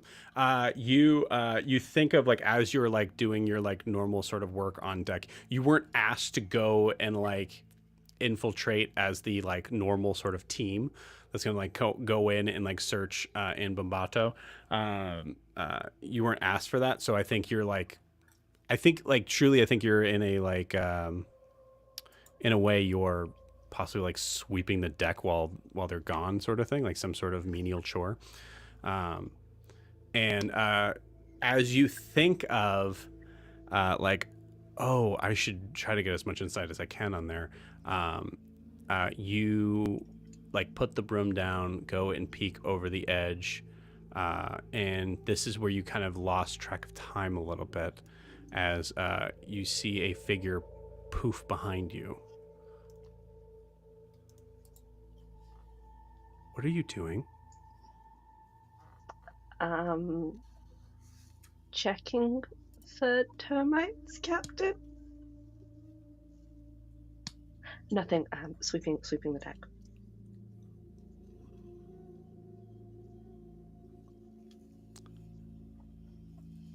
I have a job for you. Come with me. Okay. She turns and heads to her office. We fast cut to the office. Or captain's quarters, essentially. Kaelinor.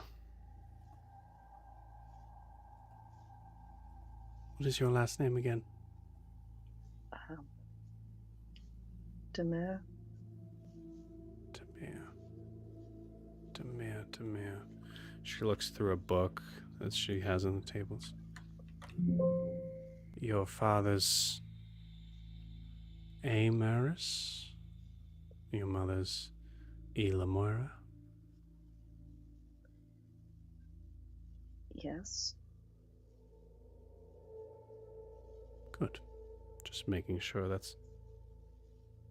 Oh. You have a sibling.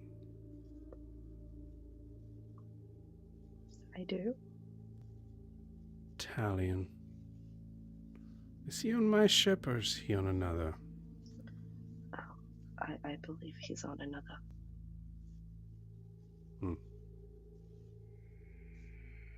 How do you feel about that? It is what it is. That's the way it's meant to be. Look me in the eye when you're talking, please.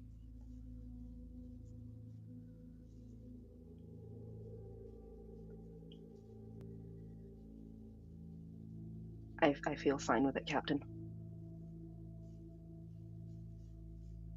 Good. Chance to prove yourself without any nepotism. Kaelinor, I understand that you're particularly good at sneaking around here.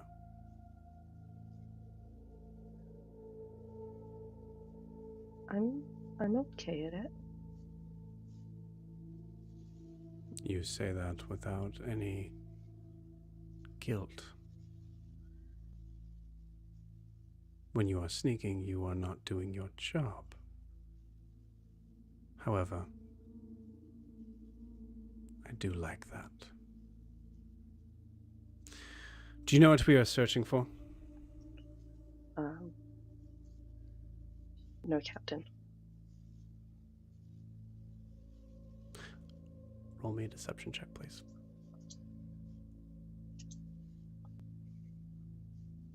That is a 10.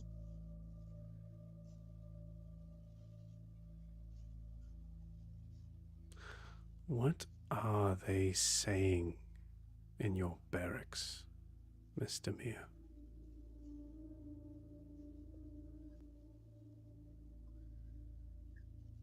That this is a personal grudge, and you aren't following his or heeding his whispers, and you have a personal score to settle with this so-called pink-haired orc.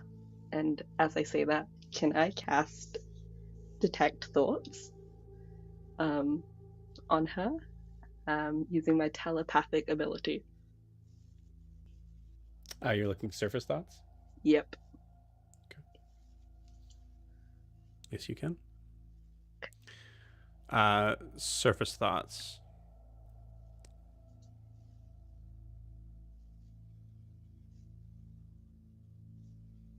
It's been a while since I've had a public beating on ship. Maybe that would make them know not to spread rumors. But how did they... And you hear her think of a name that you know is on the ship. And you're not really sure what that has to do with anything. Marismer. Yes.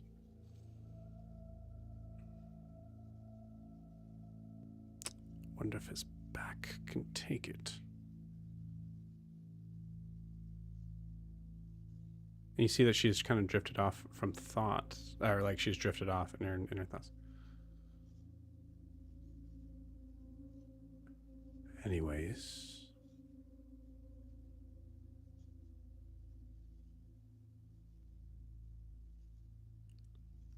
I like your honesty, Kaelinor. It will serve you well on this ship. The job I have for you, incidentally, is not on this ship. My understanding, there is a now small party of ne'er-do-wells that are traveling with this figure that has a pinkish hue of hair.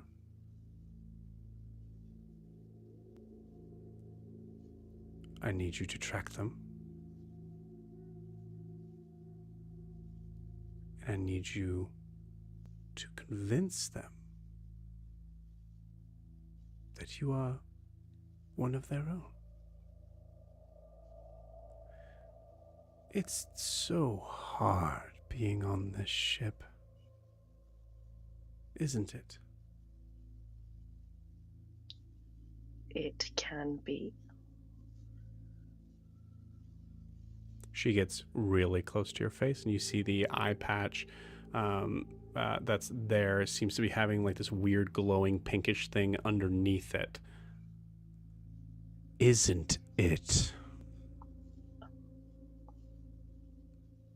Yes? Time for a change.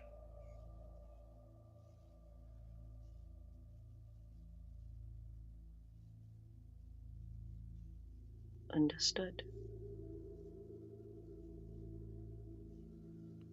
Convince them to go to Sway. I'm sure that's where they're eventually headed anyways, but I need you to report back to me every day.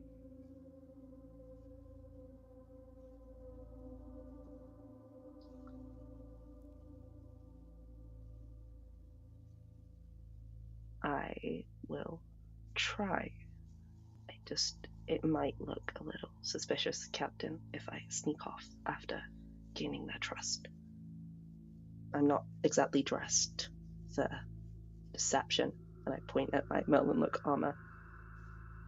If they know of us... Oh, you won't be needing all of that. I imagine the jungle will get very hot.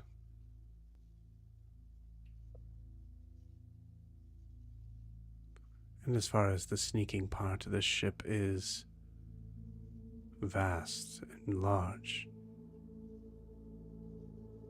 but the jungle is bigger. I'm sure you can find a way to step away.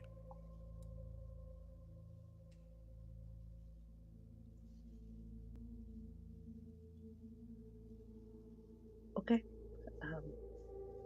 And once they get to Sway,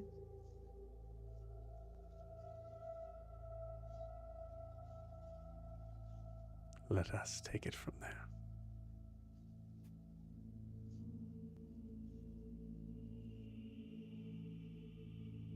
Just let me know when they arrive. Keep them busy. Show them the little sword tricks that you've learned.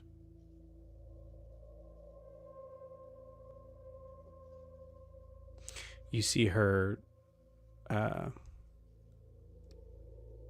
come across the desk so that she's even closer to you.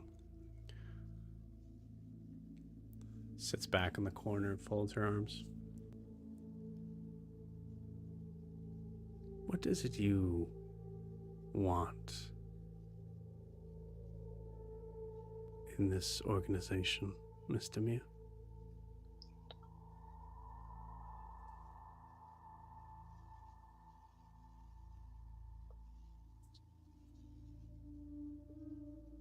Nothing.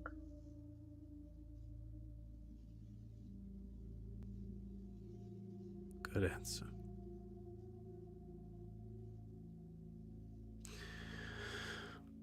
I will make myself as perfectly clear as I can, as someone who I am putting a considerable amount of trust in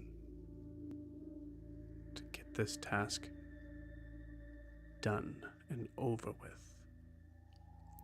When she leans back, you see, not so nonchalantly, she places her hand over the book that has your family's name in it.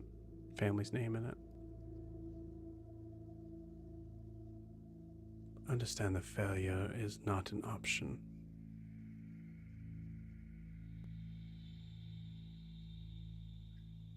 Understood. Are we clear? Crystal, Captain.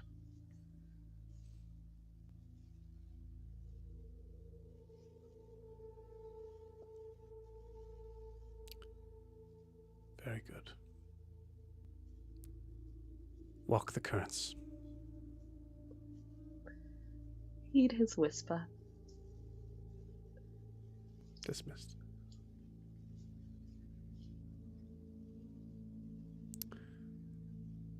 Kaelinor, as you gather your things to leave, is there anything specific that you do before you leave the ship?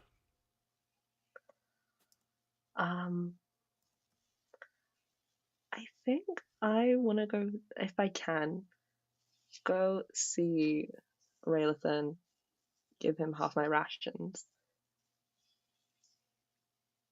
Actually, no, give him a full ration and then take off.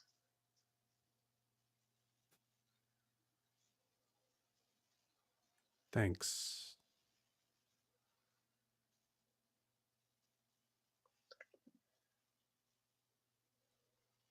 Are you not eating? No. See you later. And you just walk off as you feel the eyes on the back on your back, questioning, wondering. Kaelinor, you step off the ship and you don't really remember what it felt like the first time. I think there was just so much. There's so many distracting thoughts in your mind that you still were dealing with conflict. I want to ask you this. Is there any part of Kaelinor that thinks about the fact that she could take it all back? No. I thought so. As you step off the second time, you feel the largest weight come off your back. You look back at the ship, and anything you say to the ship as you walk away? I think as subtly as she can, she flips the bird and then just goes. She's like, nope. Bye. We are in the same mind. Love it. Incredible.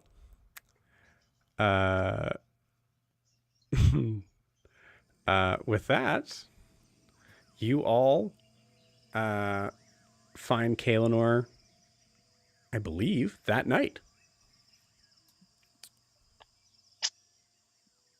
Kaelinor appears out of the brush as you instinctively say, "This is the place to stop."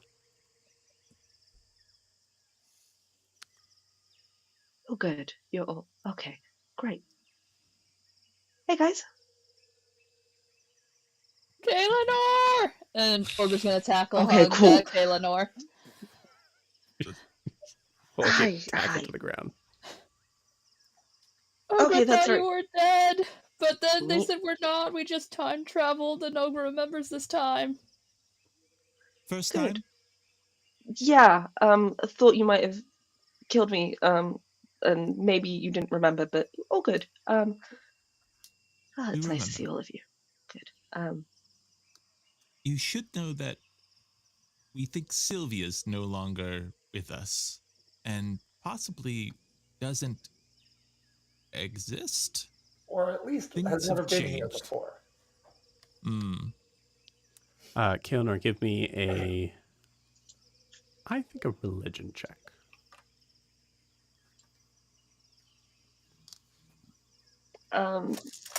That's a 5. I rolled a nat 1. Cool. Please continue. Yeah, no, I was gonna say that there doesn't feel any scathing presence, which is interesting.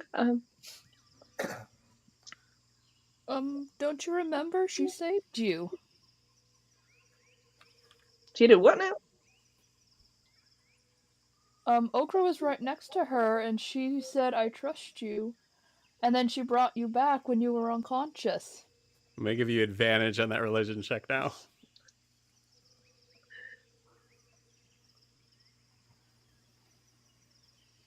Slightly better. That is a 15. Cool. DC was 10. You hear now, as if it was like caught somewhere in like the deep sort of subconscious thing. You hear, "Okay, I trust you now." Interesting. Well, I knew we had a bonding moment. Anyway, that's fine. That's good. So what's the plan? Okay, I feel like I should tell you what the fuck I know. So Mad Stappy Captain is still looking for you. I think, remember the first time I died and Riaris and Talia did that thing where I died, and then they saved me, and then there was a golden light, and then she reached down and kind of saved me. I think that severed the connection, and I think I'm still connected to the captain, so I don't know if I need to be stabbed again. So if anyone wants to test that theory, that would be great. And she is like just fully like brain juice, like rambling at this point, and then she's like, and then this is a lot. How did you guys do this? Wow. Okay. I think this is the most talkative she has been with the party. Mm-hmm. She's just full word vomit of like, and then when I get to Sway, she said to leave it and you will deal with everyone. And then did I mention the check-ins every day? I think I mentioned the check-ins every day. Where is Zed? He's where? It's quiet. I don't. Where? Oh God. Just, yeah. Just like, I can hear my voice. Why? Incredible. He's just looking for that bird again. Give me an investigation check on Zed. Everybody. Anybody. All the buddies. 13. Thank God. 13. 6. 15. Ooh. Snap. 5. As you say, Zed's looking for the bird again. Who rolled the highest? I'm sorry, I lost track. Yoon got 15, right? No, mine was low. I think it might have been 15. I had a 13, so it wasn't me. 13. 15, and yeah, so it's Ogre. 15. Oh, Yeah. Ogre? Ogre 15? Okay, and cool. Kaelinor. So I'm gonna say for the sake of that, then you all kind of are present for this as you we'll simplify this and you say you see Zed kind of walking out of the brush. It's very dark at night, and you see Zed goes, I found the bird this time. And you see walking through the brush is Nala. Oh. Who looks at you all and goes, I'm good at finding people.